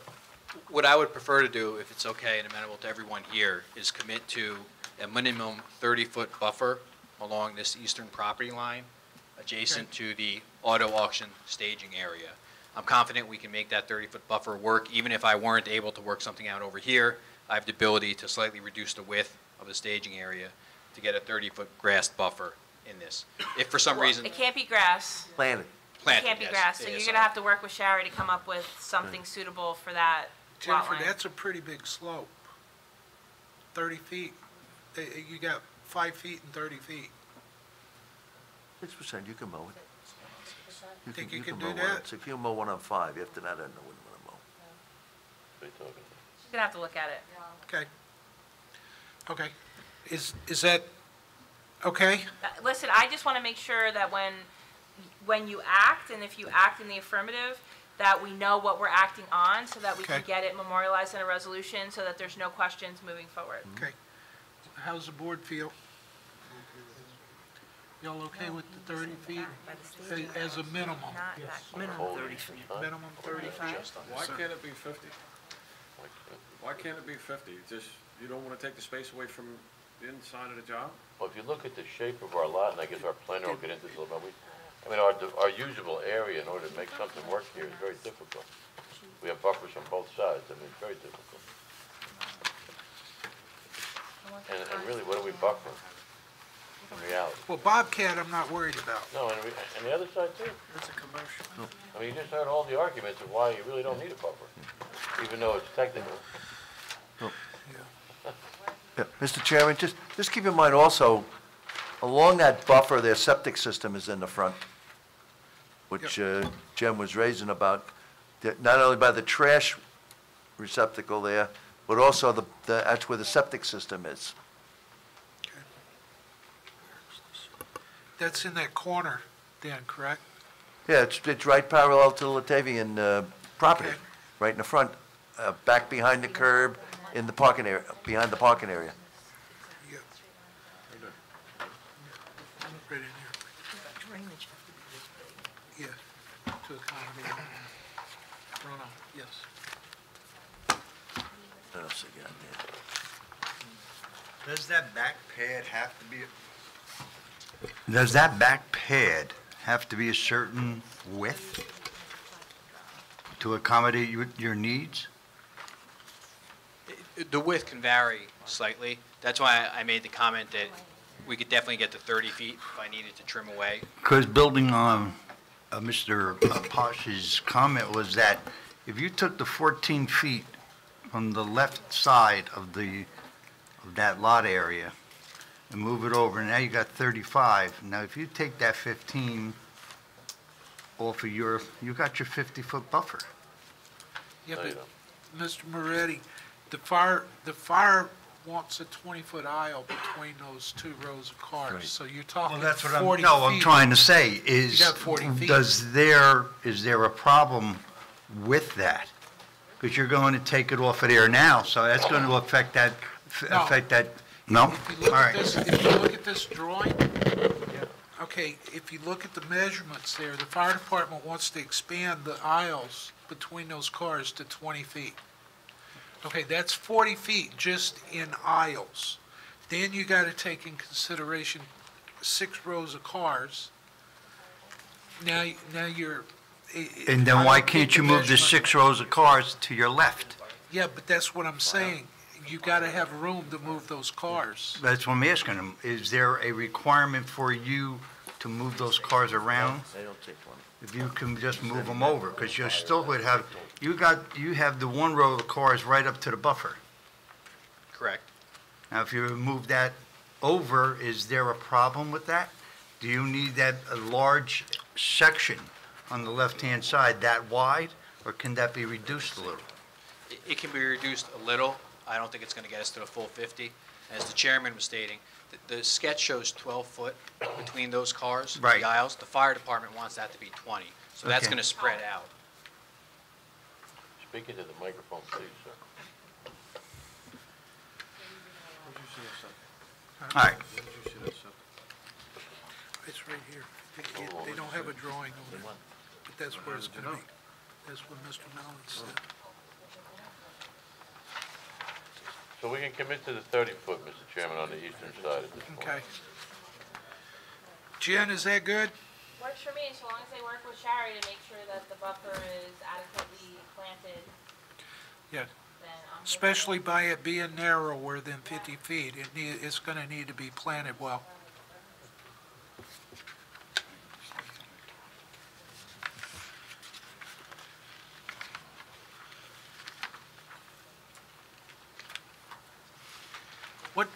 Where is the septic located? Do you have a drawing on that or no? It's on CU 101. CU 101? I feel like I'm in school.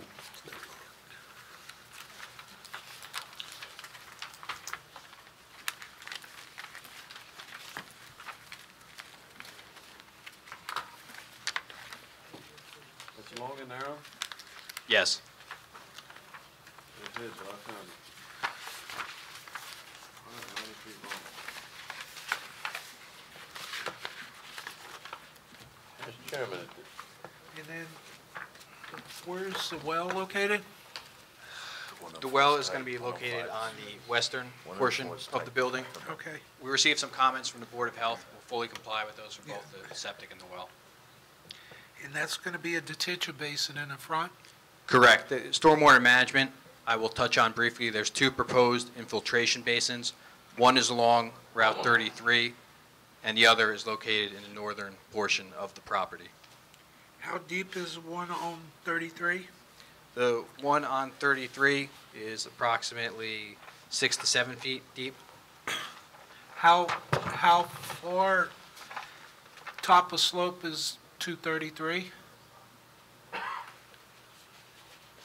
The top of the slope is... To the edge of 33?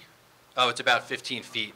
There was a comment made by T&M relative to whether or not a guardrail was needed. If the DOT comes back and says a guardrail is required, as they're reviewing our design, we will install a guardrail. There was another comment on the other side where we have parking head-in against the basin. T&M recommended a guardrail, and we will install a timber guardrail at that location. Mr. Mallon, knowing Route 33 and knowing the accidents through there, it's got to have a guardrail, Well, especially we can 7 feet require deep. it. We can require it if we wish. DOT has, usually if there's a difference over 2 feet in elevation drop within a certain distance, they make you put a guardrail in. Well, you're talking 7 feet. Right, but you're 15 feet back on the property line, but we can require it if we wish. I mean, I definitely think it's got to be done on the parking area side. Right. And but if we want to make it requirement on that side, we can do it. It's under the site plan portion. Usually I leave it to DOT when it's in that area, if they make a requirement. Is that what your recommendation is? Yeah, I would recommend that way. Okay. Okay, move forward. thank you, Mr. Chairman. Mr. Chairman, at this point, if anyone has any questions of the engineer or the operations of the site, if not, we could move on to the architect. Maybe? Mr. Mallon? Yeah, I have a question, Chris, on the, first of all, obviously, you show a well on the site. However, you did apply to the division for water. There was a provision in there that tentatively there could possibly be water there. You want to expand on that?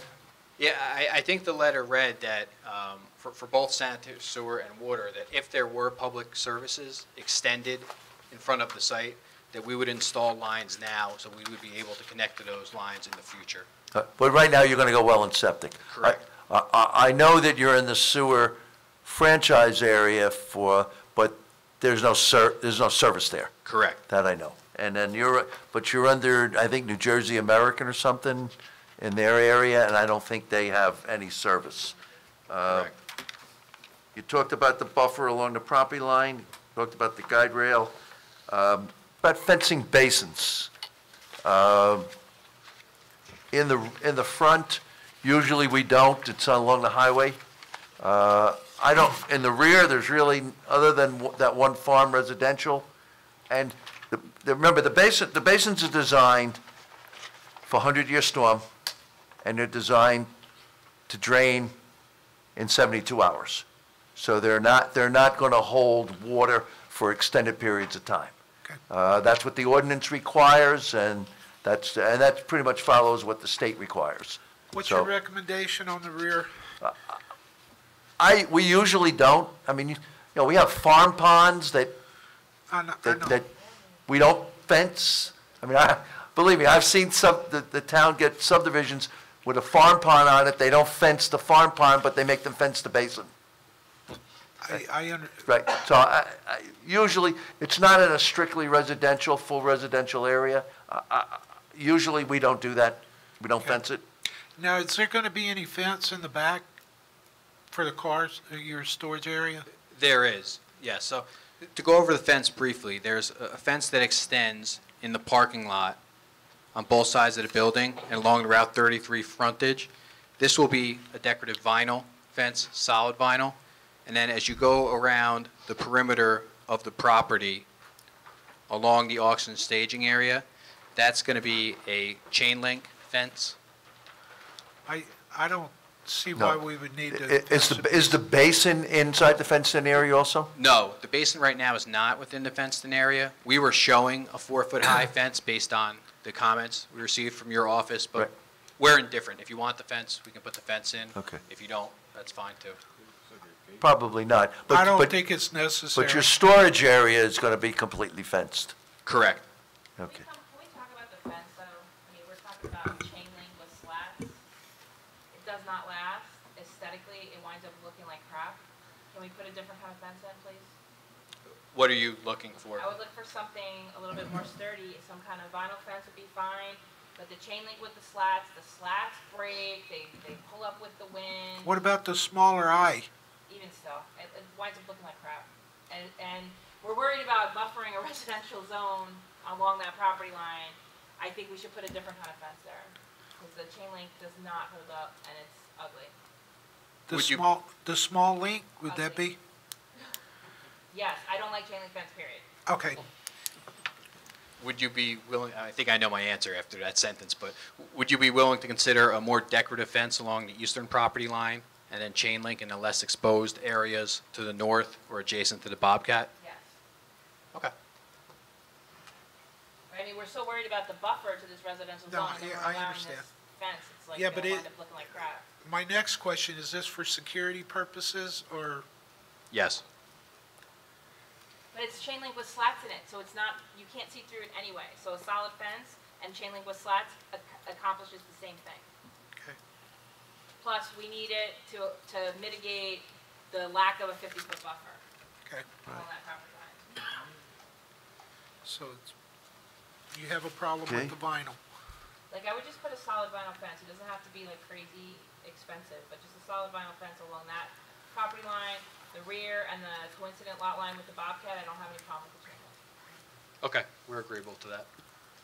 Okay. And Mr. Chairman, all right, continuing, you've applied for an LOI, correct? Correct. Or you're going to do filling, correct, of that area, less than a quarter acre? Is that- Correct. Okay. Your traffic will come. You're going to move, you have decided where you're going to move the trash receptacle? Because it is in the buffer? Or you'll move it out of the buffer area? Yeah, our original, or my first thought on that is we'll move it into the auction staging area somewhere outside of the buffer. It's a private waste management company that Cartech will deal with, so it can be Okay. behind the fence. All right.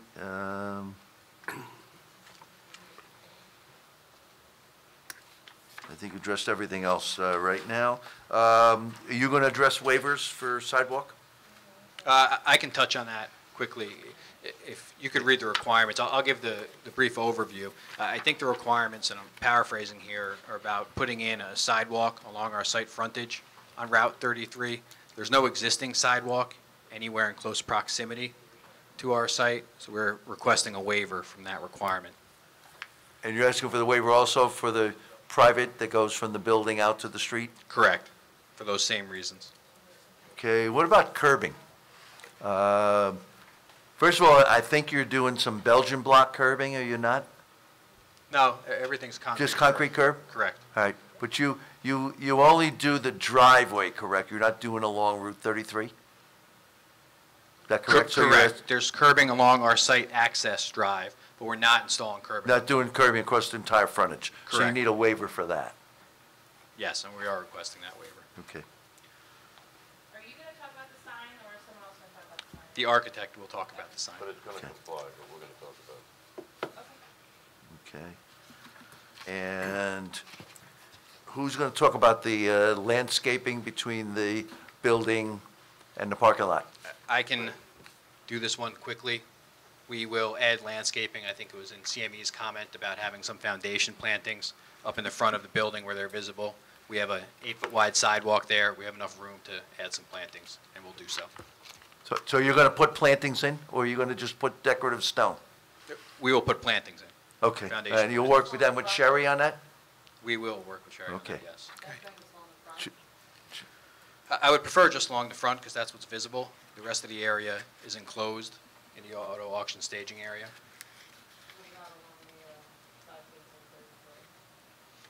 Anything that's visible from the parking lot or from 33, we will comply. No further questions, Mr. Chairman. Sherry?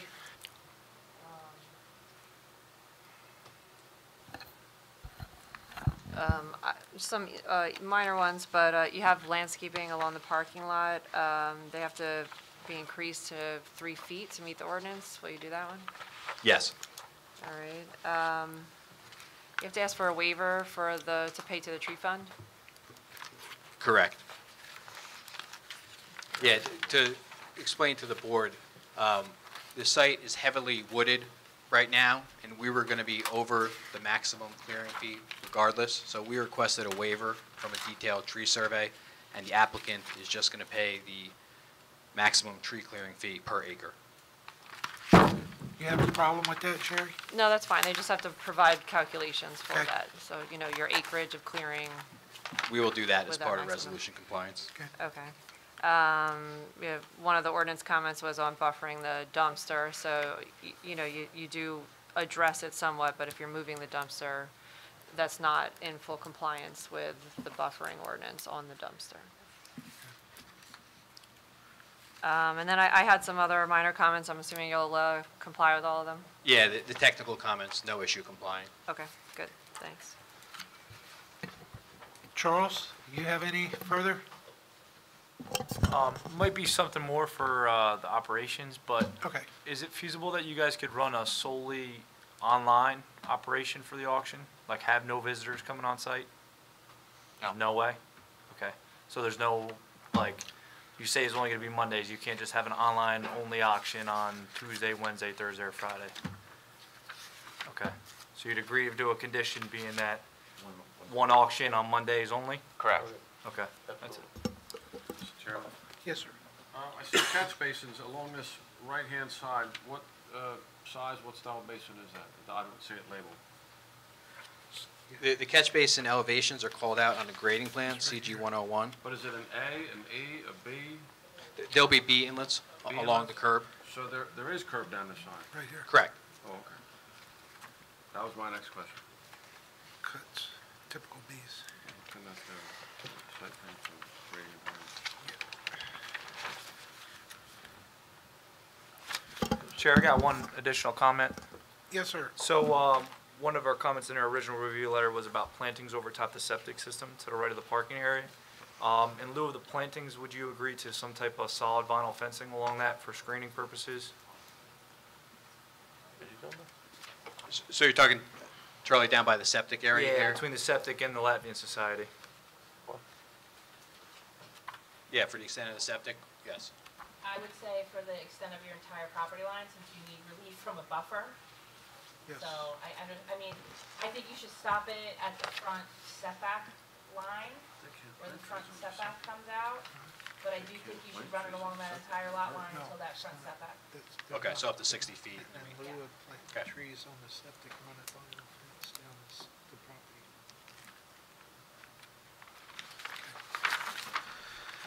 Can we move to the architect at this time? Do you have any further? Mr. Chairman, I have a question. Yes. Just back up for a minute. Mr. Mallon, you had mentioned about an LOI for the wetlands, and that particular spot is right on where the parking would be for the cars that are going to be auctioned off. And then we were speculating about concrete for the parking.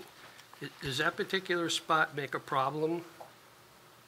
I mean, how do they fill that in? So, It's a general permit. It's a GP. They can get a fill permit for that. Yeah, Okay. but you still need an LOI first, then you have to get the GP, whatever it is, 6 or 5, I forget what it is. It's a, but it's a general permit for filling under quarter of an acre. okay, thank you. Any other questions? Yeah, just to keep my head straight here, do we decide on the surface, the stone or the concrete? Do we make any decisions on that, or we still? Not yet. Not at this point. Okay, that's one.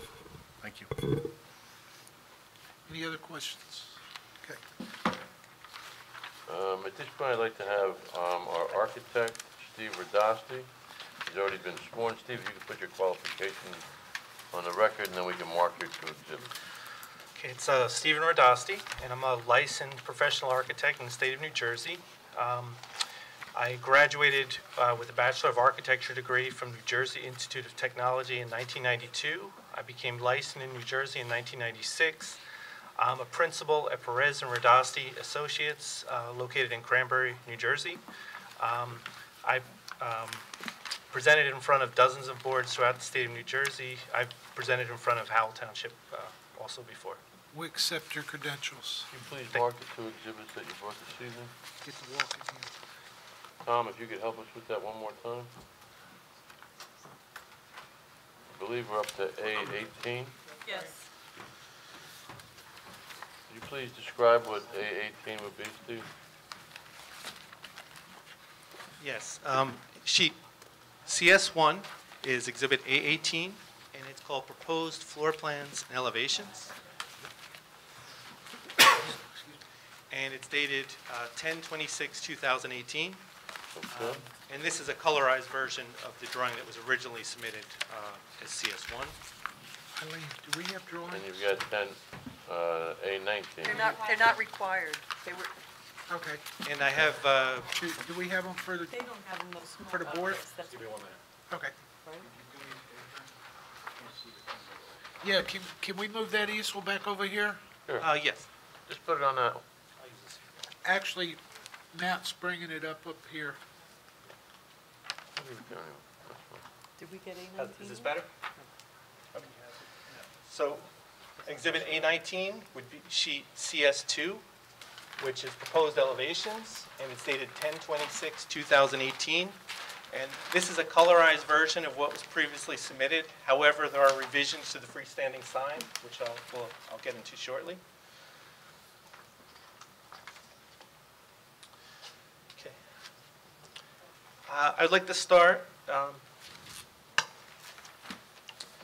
So the proposed building has a 5,296 square foot footprint, and it's a two-story structure where in the front of the building we would have office area, and the rear portion of the building would be garage area. Above the office area here, we have a second floor office area for employees, and down below we have for employees as well as an entrance that the buyers would enter and go into the auto auction. The building itself, for the look of the building, we broke it up. We have a decorative water table that goes along the bottom portion of the building. This would be a split-face block. It has a water table cap on top of that. The remainder of the building would be a stucco finish, and we have decorative stucco bands that travel horizontally along the building. We broke up the mass of the building by having, by changing the roof direction in the front and changing the pitch from the rear portion of the building.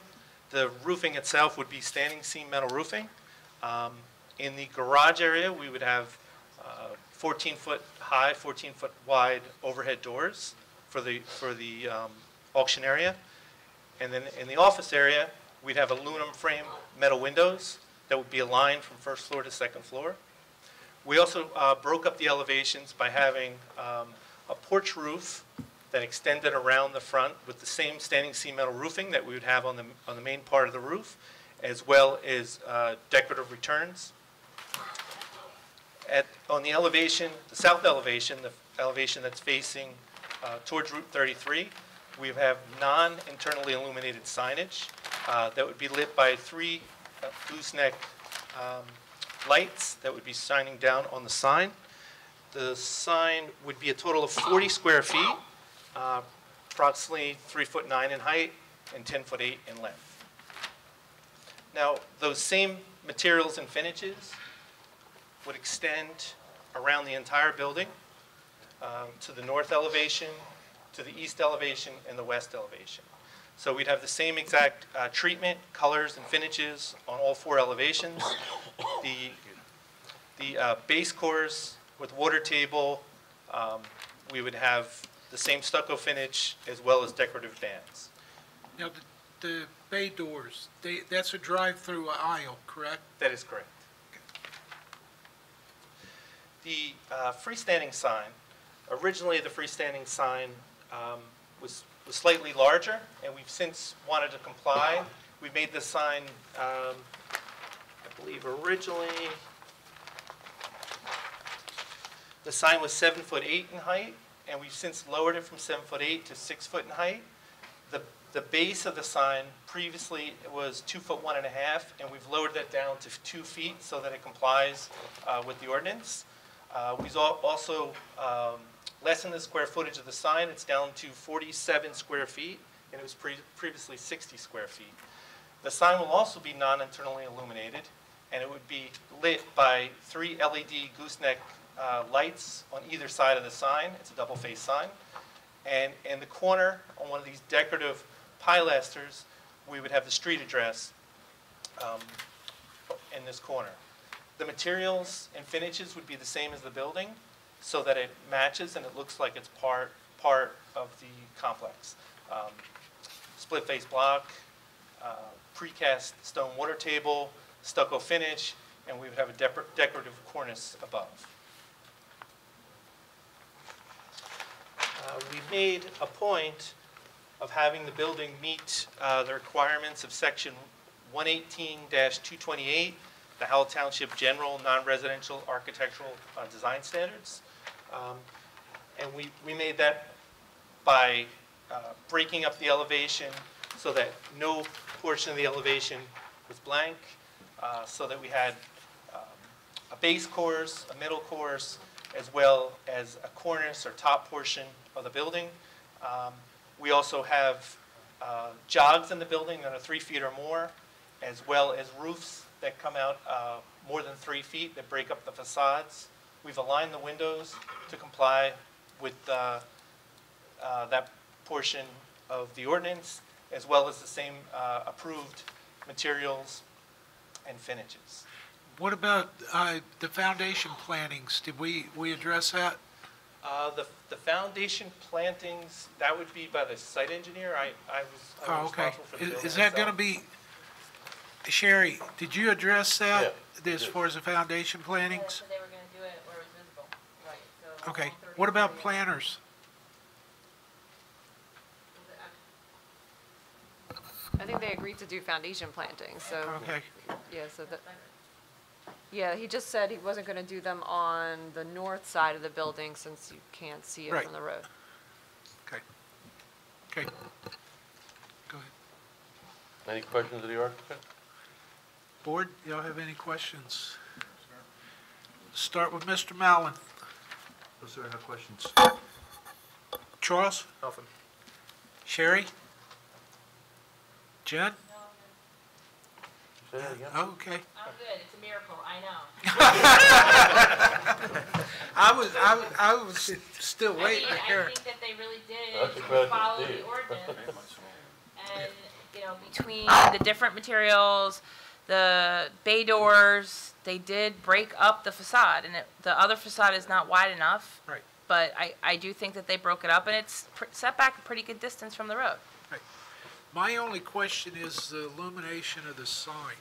with the LEDs, Yes. are they gonna have shields to where they can't float into the traffic? They would have shields, so that basically the light would just focus downward on the sign itself. Okay, so it won't go through to the other side to where you, That is correct. okay. How long is that gonna be lit? During the evening?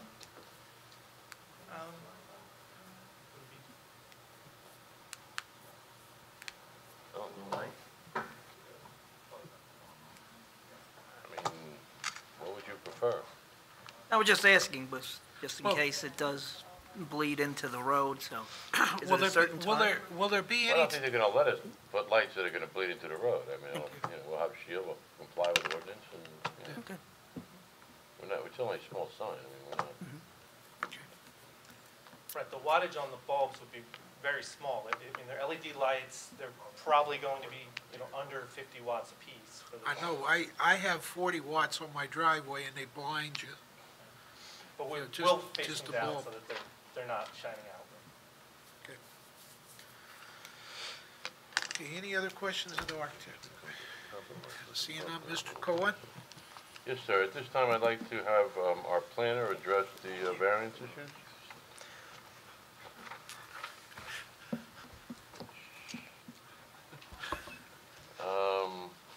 Mr. Woodruff has been previously sworn, so if you would please place your qualifications, both educational and professional, on the record, that'd be great. Sure. Do you guys need me to use this if I'm seated here, or does this pick it up and I can not use the handheld? Yeah.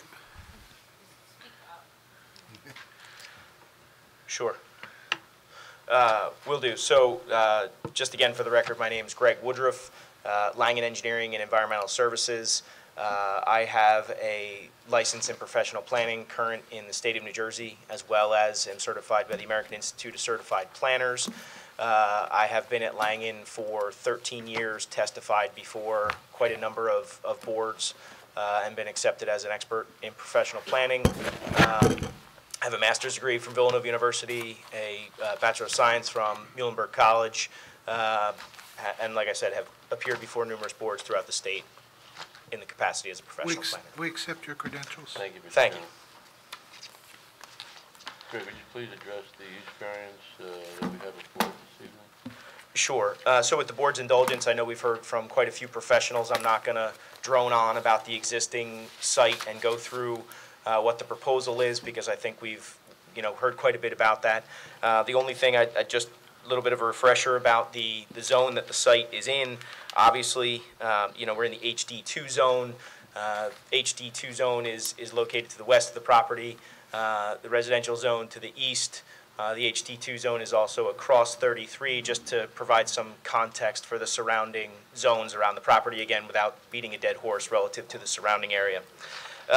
So, again, relative to the variances that are being requested, the first and most significant is the use variance, whereby the auto auction is not a permitted use in the zone. However, from a planning context, I think that the site is particularly well suited to the proposed use. When you look at the other uses that are permitted in the zone, which include offices, financial institutions, healthcare facilities, medical centers, hospitals, restaurants, adult daycare, health club facilities, fitness centers, indoor recreation, microbrewery, commercial schools, retail sales. The point that I would make from a planning perspective is just that those uses that are permitted on the site are potentially more intense than what's being proposed here. I think the other interesting thing from a planning perspective about this lot is the lot's shape. So when you try to analyze placing those potential permitted uses on that site with its unique shape, you're likely going to run into quite a few of the similar conflicts that we've heard discussed relative to how the site would lay out for those permitted uses as well. So like I said, I think the fact that the auto auction, it's a private auto auction, not a public auto auction, and therefore you're not going to have as intense a use as you would for a public auto auction, and I think you would actually have even less intensity compared to some of the permitted uses in this zone as they would be placed on this parcel. In addition, obviously, the site is located on a state highway, so from that perspective, in terms of a use like this, it being located on a state highway, obviously that creates, a better situation for the proposed use and makes it more particularly suited for this site. We've heard quite a bit of testimony about how the site lays out and how the site would accommodate a variety, all the functions that would be required for the use, whether it be internal circulation, the access drive, how the cars would be staged in the rear, how the site has been laid out in general, the stormwater management facilities. So from that perspective, again, I think the proposal is well suited for this site and has been designed as such on the property. I also would put forward that there's a few purposes within the municipal land use law that I think specifically the proposal would meet. First would be purpose A, to encourage municipal action to guide appropriate use or development of all lands in the state in a manner which will promote the public health, safety, morals, and general welfare. Obviously I talked about the auto auction, the private auto auction use and its appropriateness at the site. With how the transactions actually occur. We heard quite a bit of testimony from Mr. Roach about the operations, the fact that it is a private auto auction. Much of the, many of the transactions are happening through online, and they have quite a history operationally, understanding how many people are actually coming to the auto auction. So in terms of how that would appropriately be oriented on the site and used, there's quite a history there, and it has been accounted for. Second would be purpose C, to provide adequate light, air, and open space. Obviously, the initial proposal and even some of the discussion that has happened here tonight has really been geared toward creating a layout that does try to the best of its ability to accommodate that adequate space on the site. Again, factoring in that the site is somewhat uniquely shaped. It's very narrow and works its way away from 33, so trying to accommodate adequate spaces for not only the function of the use, but also buffers and other things. In my opinion, I think what we've, the compromises that have been reached here tonight meet that goal. And lastly would be purpose G, to provide sufficient space in appropriate locations for a variety of uses, including commercial, both public and private, according to their respective environmental requirements, to meet the needs of all New Jersey citizens. Obviously, the 33 corridor is meant, for, commerce of this type to be located in it, even though the specific permitted uses may not include this use. The 33 corridor is a place that something like this would be accommodated. Talk a little bit further about an auto auction where it is permitted in the HD1 zone. We've heard testimony and discussion about that, but the 33 corridor is a similarly appropriate general location for a use like this. Relative to any potential impacts, in my opinion, there's no substantial impact on the public good. The auto auctions are only once a week. As we heard quite a bit of testimony from an operations perspective, the owner has quite a bit of control over when vehicles are coming and going to and from the site. They have quite a bit of control about how the operation and flow are controlled on the site. The auction itself is conducted indoors within the building, which again helps to further that control of the site and how that is actually taking place on the property. You heard quite a bit of testimony relative to the ability for cars and trucks to navigate the site from an internal flow perspective. And the hours of operation, again, will be limited to 8:30 a.m. to 5 o'clock p.m., which from a planning perspective seems to be a pretty nice dovetail with what is probably the most sensitive adjacent user, which is the Latvian Society to the east, where, based on my understanding of their operations, they're most likely to be busiest in the evenings and on weekends. So it does seem to be a fairly nice symbiotic relationship between the two properties in terms of when they're going to be operational. Relative to a potential impact on the zoning ordinance or the zone plan, the purpose of the HD2 zone is stated as to provide for the appropriate non-retail development of the Route 33 corridor. Again, as I made reference to before, from a planning perspective, I understand that this is not a specifically permitted use in this zone. However, the Route 33 is a state highway. It's a corridor that would envision commercial uses, similar to this. And in my opinion, the zone, there's no significant or substantial impairment to the intent of the zone plan if this were to be permitted on this site. There are also some bulk variances that we need to address, predominantly referring to that landscape buffer. There are three. I'd like to lump them together in terms of justification with the board's indulgence. The three are the minimum buffer between the non-residential use and residential use, no structure disturbance or storage of materials or parking of vehicles permitted in the buffer, and the buffer area shall be planted and maintained with grass or ground cover together with live shrubs or scattered plantings. From a planning perspective, I think these bulk variances could be justified under potentially either the C1 or the C2 criteria. Again, the site is somewhat unique in terms of how narrow it is. I think there are, between those facts about how narrow the lot is, the compromises from what the original proposal was trying to accomplish, and the compromise that's been reached here at the hearing, I would offer that I think there are benefits to allowing the proposed use to operate efficiently and allow enough area for it to operate while still trying to meet the intent of those buffer requirements. And again, keeping in mind in the background that the site is fairly narrow, and you look at what that 50, what that true buffer would mean in terms of remaining usable area, I think the benefits outweigh the detriments, and the intent of the zone plan, in my opinion, would be met. I could run through, there was some discussion about running through the guidelines of a conditional use for an auto auction in the HD1 zone. If no one's necessarily really interested, it doesn't really apply here because we're not a conditional use, but they are just the conditional use requirements for that use in another zone. So we could talk about those issues, but I don't know that it's directly relevant. So those conditions are, number one, not applicable to this zone. It's only HD1. And number two, it's for a public auction, not a private auction. So I would defer to the board as to whether you want to hear the testimony, but I don't personally feel that it's applicable to this application. So we'll skip that. Move forward. Thank you. But I do want you to back up to the buffers. Sure. Can you just put testimony on the record as far as the farmland buffer? We satisfied the farmland buffer. I understand that, but just from your planning perspective, he's satisfied. Just his testimony, please? Sure. Did that buffer satisfied? It's my understanding that we don't need a variance for that, so No, that's correct, but on testimony from a planning perspective, y'all satisfied? Sure. So based on my review from a planning perspective, that buffer has been met and satisfied as per how the site plan is laid out. Thank you.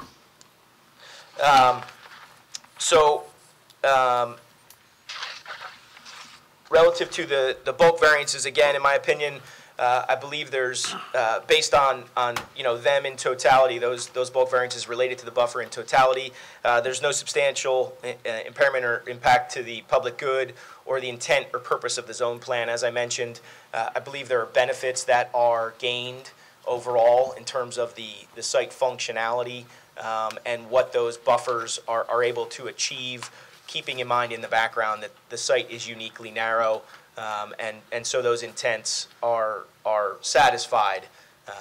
And I think on the whole, both from a use perspective and from a bulk perspective, I believe the variances are justified and can be granted. Jennifer. I just have a couple questions. Sure. I was taking notes as you were testifying. Explain to me how this promotes the health, safety, and general welfare. Sure. So, I think I'm going to refresh just so I make sure I'm talking to what we talked about before. But ultimately, the location of it on a state highway, rather than a location that from a functionality and a flow to and from the site perspective, I think is a benefit because it could be located on a roadway that might not be able to handle a commercial facility of this type. And I also think that the overall site layout has been completed in such a way that does create a safe condition that will activate the site with a viable commercial use on a site that's, from my perspective, from a planning perspective, I think difficult to locate a large number of commercial uses on. So what I would say is, I agree with what you said. I don't agree that it promotes purpose A. I think that that goes more towards purpose G, which I think is the only purpose that this application meets, because I don't agree that it adequate air, light, and open space when you're asking for buffers for, you're asking for variance for buffers and you're clearing all the trees out. So I think the application meets the criteria. I think it meets purpose G, which is, sufficient space at, uses at an appropriate location, which is exactly what your testimony right then goes to. And they only have to meet one of the goals of zoning. So my professional opinion is that it does meet that, appropriate location for this use, because of the testimony provided, the location on a state highway, the shape of the lot, the uniqueness of the use, the fact that it's not open to the public, those types of things. I think this is an appropriate location. It's immediately adjacent to the Bobcat facility, which got its recent approval, across the street from other commercial uses, not that far from the Cabin Restaurant. So I do think it does meet the special reasons, but I do think it just meets that one reason. I also think that that lends itself to particular suitability because of the type and nature of this use. And then I do agree that that the negative criteria is met as well. The auction is taking place one time per week, so you have one influx of cars per week, basically, where they come in, then they go out, then they come in. But you're on Route 33. This is really where you want this. And quite honestly, I would prefer to see this on Route 33 than even on Route 9, which is where it's a conditional use, because the traffic on Route 9, I think, is significantly higher than this section of town. And so I do think that the applicant has met its burden for the D1 use variance. Then you talk about the variances, the C variances, which technically gets assumed within the D variance, but I do appreciate the fact that you put the testimony on the record, and I think the applicant has worked with us to provide as much buffer as is physically possible, specifically in the rear, and they're going to work with Shari to come up with some adequate landscaping. The fencing they have agreed to modify to come up with a more aesthetically pleasing and greater barrier between this lot and the adjacent lot, which is technically residential, even though it's not a residential use there. They do need, so going back to those conditional uses, which we didn't go through, and I agree it's not appropriate, but based upon that, this site would need somewhat like a 500 and something parking spaces, is that right? Yeah. And that's for a public auction, which is really not applicable here. I think the testimony has more than adequately justified the number of parking spaces on the site, the circulation works, the drainage works, so I do think that the applicant has met its burden. Thank you. Any questions of the board? Mr. Chairman, a little further on, and we brought up the condition about whether the back area should be concreted or not. And I think maybe we need some testimony where the cars come from. Jen brought up some good points, but keep in mind, all those other sites that we had, tow trucks were bringing damaged cars in. I think we need to know maybe a little bit where these cars come from, what conditions they're in. I think that's critical on what the decision made. I will tell you this, we looked at the drainage issue. We looked at it as though the entire area is impervious. Right. So that the runoff was all calculated that way. Okay. So just so the board understands. That always gives us a little factor of safety when we do that. Okay. But I think maybe if we get some of that information, Todd, might. Yeah, because where this is going is with the request, and I do hope and see that, I hope you see that my client has been more than trying to be accommodated throughout this entire application. Yes. But this concrete stuff, this concrete request is financially maybe a crusher for the entire project, because we have so many other financial issues with regard to this application. It's a very difficult site to develop, and we also have, as Shari can attest, we're going to pay $175 grand towards trees, right, in addition to planting everything we can plant and have to plant. So I know that doesn't bother you in your pocket, but it's something you have to consider when you're developing commercial properties on Route 33, and there are a lot of factors to be developed. That being said, okay, Jack raises a very good point in that we are not a junkyard. We are not a salvage. We are not a tow truck operation. Right. We know the exact condition of what's coming to our site.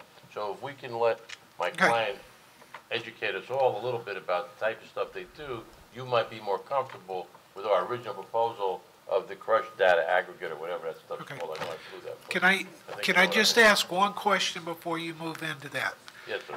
Are cars going to be allowed to come in 24 hours, or is it 8:30 to 5? We're not open 24 hours. No, but are the truck's going to haul in cars? No, we don't accept deliveries past operational hours. So 5 o'clock Again, is for it? the record, Louis Rapuano, in charge of operations for Cartech. Okay. Correct. Which he was previously sworn. Correct. Correct. Okay. Where did the cars come from? Thank you, Mr. Chairman. So I think it's very important to stress, and I cannot stress this loud enough, that these are all fully operational, non-damaged, non-salvaged, non-wrecked vehicles. It's the equivalent of any car you would see on a ShopRite parking lot. We acquire the majority of our inventory from used and new car dealerships. A lot of their trade-in vehicles, their aging inventory units, and as I said, the majority of these cars we drive from that location to our facility. So these are all roadworthy. Maybe the chairman, when you go to a Nissan dealership and you trade in your Honda, to buy that Nissan, it's that type of vehicle. It's a fully operational running vehicle that we're bringing to our site, putting on the sale line, and then we're auctioning it. So this is a quick turnover process of fully operational vehicles. Now, will these all be cars? Or what's the biggest? There's no commercial. It's all cars, trucks, SUVs, vans, passenger vehicles. What's the largest vehicle that you have Like there? a Dodge Ram, the pickup truck of that capacity. So it's going to stay within like a 1-ton truck? Oh yeah, we don't do heavy machinery stuff of that nature. Mr. Mallon, what do you feel about asphalt? Well, I will say this, we've had some other applications long time ago with car dealers where they actually parked the cars on grass. I know that. I remember a few. And, it's something that if there is leaking, you can always dig it up and take it away. But who's going to police that? Well, you can't, obviously. You can't. That's true. You cannot.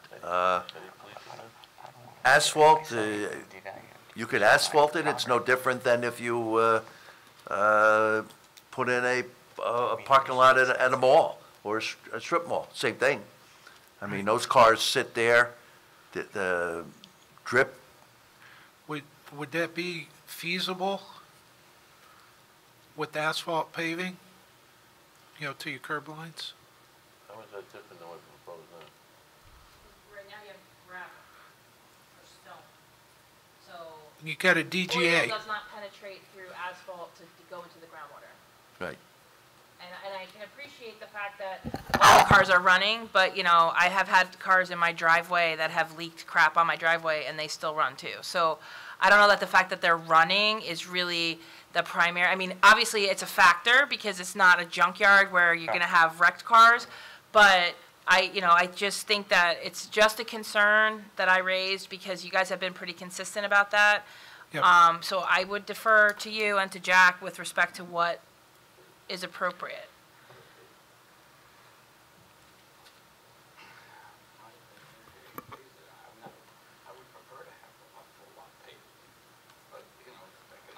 Is there any way that we could possibly do it over time, the paving?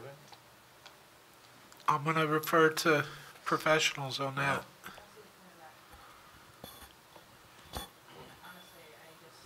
Yep. But I'll defer to you, Jack. But That's a difficult point when you say over time. I think if they're going to pave it, they got to pave it, Todd. We can look at a pavement section that we can look at. Well, you could do a light car. It doesn't have to be a heavy-duty pavement. True. The other thing that could be used is to pave it with recycled asphalt. Yep. I was gonna ask you if we could do it with millings. Yeah, with millings, you do it with millings. I did that for a car repair shop in Tuckerton down there, and we put it in the back, basically where the public's not gonna be, you could get it. Right. That's probably the most reasonable. Yeah.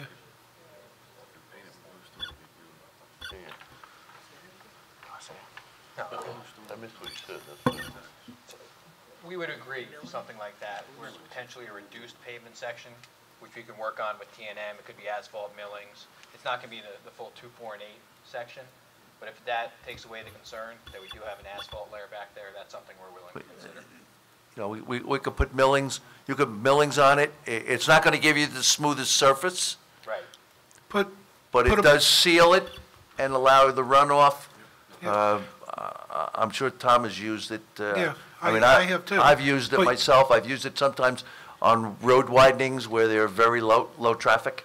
but, Mr. Mallon, Mr. Posh brought up a deal, if they want a good grade, just put bluestone on it. What I was gonna say, Jack, is could you put millings down and paint it with a little bit of blue stone to make it look nice? The only problem you're gonna have is around the catch basin, because the water's gonna lay in the stone.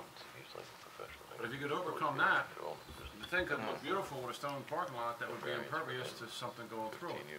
Yeah. I see what you're saying. We could do aprons around the catch basin. Right. Yeah. Just an immediate area, Yeah, solid if you address asphalt. that, I think that works. I think that's a good compromise. Okay, yeah. Economically, Yeah, I think that'll achieve what we're looking for to protect the groundwater and also give the applicant something. I mean, remember, the public's not going back there. Right. They're gonna drive cars back there and park them. That would be fine. I mean, what do you do in snow removal? I mean, that's your problem really, but in wintertime, you gotta clear it. Sure. You gotta be very careful what you clear if you have that type of surface. Well, you would have the same thing with the stone or the gravel, same thing. Sure. I mean, we come from that environment. I have millings on our facility now, so I'm pretty. I think that would achieve what we want and help the applicant on their cost. We can agree to that. Okay. Any other questions or comments from the professionals? Any questions, comments from the board? Yeah. Yes, Mr. San Clemente. So when, the day of the auction, how does that work? So, on the day of the auction, we have our auctions every Monday, as we stated, at 10 a.m. Patrons will start piling in coming in at around 8:30, 9 o'clock. They get their run sheets, they do their research. We have auction staff that will drive the cars up to the lane. We have an auction block inside with an auctioneer. Cars are presented for sale, and then they're driven around back into the adjacent parking spots there until completion. So, I mean, typically an auction goes 10 to 1. So Depending. are all those cars, looking at this, at the CS 102, there's over 100 cars, are they all running at the same time, or they're just brought in? No, we don't have them all running at the same time.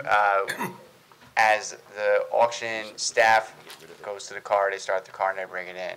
So that gentleman or woman will drive the car through the lane, park it, and then go to the next car. So at most, you have 5 to 7 cars running. It's just a continual domino.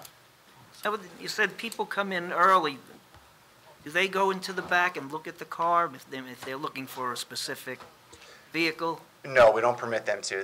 They have their run sheets, they do their research that way, and then as the cars approach it's a security reason. We don't want patrons in the cars.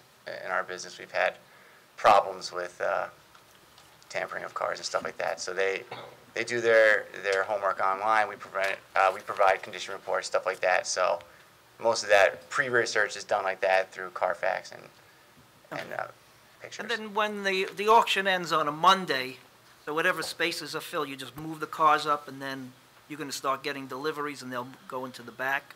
Correct, and then the cars are moved, and then the patrons will come and remove the vehicles. And it's important to note that not all the cars are coming on site all at once, and to address someone's point of the overflow, you remember this is the car business, and car dealers primarily want to sell the cars on their lot first.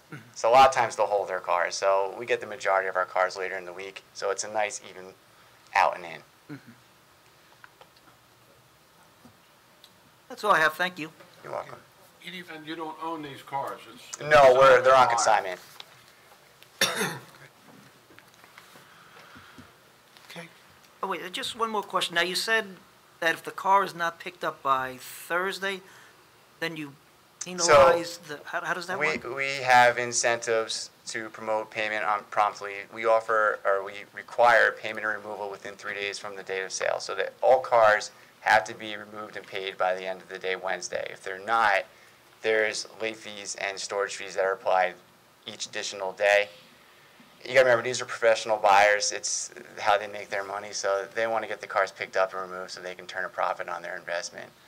In the rare case that they do not pick up and remove, we obviously contact them and we stay on top of that because we have a financial obligation to the seller. If it goes past the week and there's no contact or the story's not jiving, we have the option to bar the buyer from the auction facility, but that's on a very rare situation. And what would you do with the car then? It gets resold. Well, it's really up to the seller. I mean, if they want to remove it, or but 99% of the time, then the seller resells it. Okay, all right, thank you again. You're welcome. Any other questions? Mr. Chairman, that completes our presentation. Do you have a traffic, can we put, real quickly? I have someone here if anybody has any questions. I didn't plan on Yeah, making a I had a presentation. few questions. Is basically on his queuing. Sure. Alan, if you come forward. Would you please identify yourself for the record? Hello, my name is Alan Lothian with Langen Engineering and Environmental Services. And you've been previously sworn, if you would just put your qualifications as a traffic engineer on the record. Okay, I'm a professional engineer in the state of New Jersey. I have a Master's of Science in Transportation from NJIT, a Bachelor's of Science in Civil Engineering from Rutgers. I've testified in front of numerous boards in the state of New Jersey. Accept your qualifications. Thank you. How did you do your traffic study? The traffic statement that we prepared was primarily based on the anticipated operations during the peak hours, the 7 to 9, 4 to 6 time periods, when primarily only employees are coming in the morning and leaving in the evening. So all employees will be there before 8:30 in the morning and will be leaving from 5 on. So you did what was your peak time that you did, 8:30? It's between, if you looked at the peak, it would be between 7:30 and 8:30. 7:30 and 8:30. And then what was your afternoon? It would be 5 to 6. 5 to 6. Because again, all employees would be entering in that morning time period and leaving in the evening. Okay, what was your overall peak hour total? In the morning, peak hour? We looked at it based on the 15 employees on a standard day. Okay, now what about deliveries of cars? Was any of that in the peak hours or not? No, that happens sporadically through the day between that 8:30 to 5 p.m. time period throughout the day. On an average, what do you think per hour that you would be? For the delivery of cars, between 5 to 7. 5 to 7 per hour, yeah. Okay. That's all I got. Jen? We were just talking about that before he came up to testify, and we did estimate about 5 per hour. That is such a small percentage of the overall traffic on 33 that I don't feel that creates an impact at all. Right. And that's why I wanted the testimony on the record. I would venture to guess that the cabin generates a significantly larger number of vehicle I do trips too. throughout the course of the day. But basically the cabin's peak time is lunchtime, dinner time, past after Correct. they're closing. Right. So. But my guess is it's probably more than 5 to 7 per hour. Yeah. So, that's all, Todd. Any questions from the board? No. Professionals, any further? No, sir. Okay, thank you. Mr. Chairman, that wraps up everything in our presentation. Want to do a summation real quick? or- I believe Jen did an expert summation on the planning testimony. I think Jack did an excellent summation on the engineering testimony. I believe we've pretty much addressed all of your concerns with the buffers, with the milling, with everything with the plantings. We're going to work with Shari, so I would ask that the application with the testimony tonight and presented as to the amendments be accepted. Okay, Do you need a motion to the public? need a motion to open to public. Motion to open to public? Motion by Mr. O'Donnell, Second? seconded by Mr. San Clemente. All in favor? Aye. All opposed? Anyone in the audience wish to come forward and ask questions of any of the witnesses or make a comment, please come forward. Seeing none, can I have a motion to close? Motion to close? Motion by Mr. San Clemente, Second. seconded by Mr. Mertens. All in favor? Aye. All opposed? Seeing none. Professionals, any further comments or statements? No, sir. Boards, any comments or statements? What's the pleasure of the board? Now, members of the board, looking at this application, it is unique since it is a private auction and not a public auction. So the rules are different here, and being it's a very unique lot, and the fact that it's long, narrow, it's by AREs, and the applicant has made a great effort to accommodate all our requirements. So I'm going to make a motion to approve this application, and some notes that I have, that the storage area for the cars that are going to be on auction will be milling with bluestone. With bluestone. Maybe with bluestone, but at least. Maybe with. Oh, maybe with bluestone. That the applicant's going to guarantee the buffer by the residential area will be at least 30 feet. And they're going to move the trash receptacles. There'll be a chain link fence around by Bobcat going towards the rear, and then coming down, that'll be a vinyl fence to the front lot line. There'll be no sidewalk, excuse me? The front Setback. Front setback line. No sidewalks. There'll be landscaping in the parking lot. They're going to pay for the tree clearing. Is that correct? Yes. And there'll be aprons around the catch basin. Right. That's what I have. Further findings of facts also, they're, The signage is going to comply, so. right. And signage will comply, yes.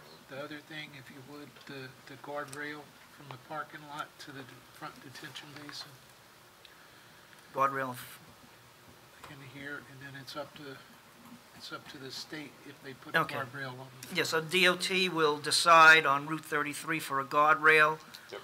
but we would want a guardrail From the parking lot. from the parking lot side. That's all I have. I'll Any second that. Okay, got I a have a motion? question. Yes, sir. Are we requiring that they fill to the property line so that we don't leave that ditch between Bobcat, Garden State Bobcat and this property? So we're gonna require them to go right across the border? They have to work it out. I think the way we'd word it is they'll coordinate with Bobcat to coordinate the two processes, so we don't have a low spot. Who did Is the that second? Was that Mr. Hughes? Yes. Thank you. Yes, Is that acceptable to you? yes, that Further they're gonna, testimony? they'll work with Bobcat Okay. for the grading. Okay. Is that acceptable to you? Yes, sir. Okay. Got a motion by Mr. San Clemente plus findings and facts, and seconded by Mr. Hughes. Can we have a roll call, please? Yes, you may. Mr. Hughes. Yes. Mr. Mertens. Yes. Mr. O'Donnell. I'd like to say first, before I vote, that I appreciate you taking care of the asphalt for the parking, because if you didn't do that, I don't think I could vote in the affirmative. But because you did do it, I'm going to vote in the affirmative for this. And I wish you a lot of luck. I think it's a really good project. I just wish that I could go there and bid on the cars. So good luck and yes. Thank you. Car dealership. I'm going to make one. Mr. Posh? Yes. Mr. St. Clemente? Yes. Mr. Moretti? Yes. And Chairman Nash. I have to reiterate all of my board members and my professionals' statements and comments on this application, and I do agree. I think it is a good fit where it's going, and I wish you all the best luck in the world. My vote is yes. Motion carries. Thank you. Thank you very much for your time this evening, appreciate it. Yes, sir. Thank you, Mr. Cohen. Is there any further business of the board? Seeing none, can I have a motion to adjourn? Motion to adjourn. Motion by Mr. O'Donnell, Second. seconded by Mr. Moretti. All in favor? Aye. All opposed? Zoning Board adjourned at 10:20.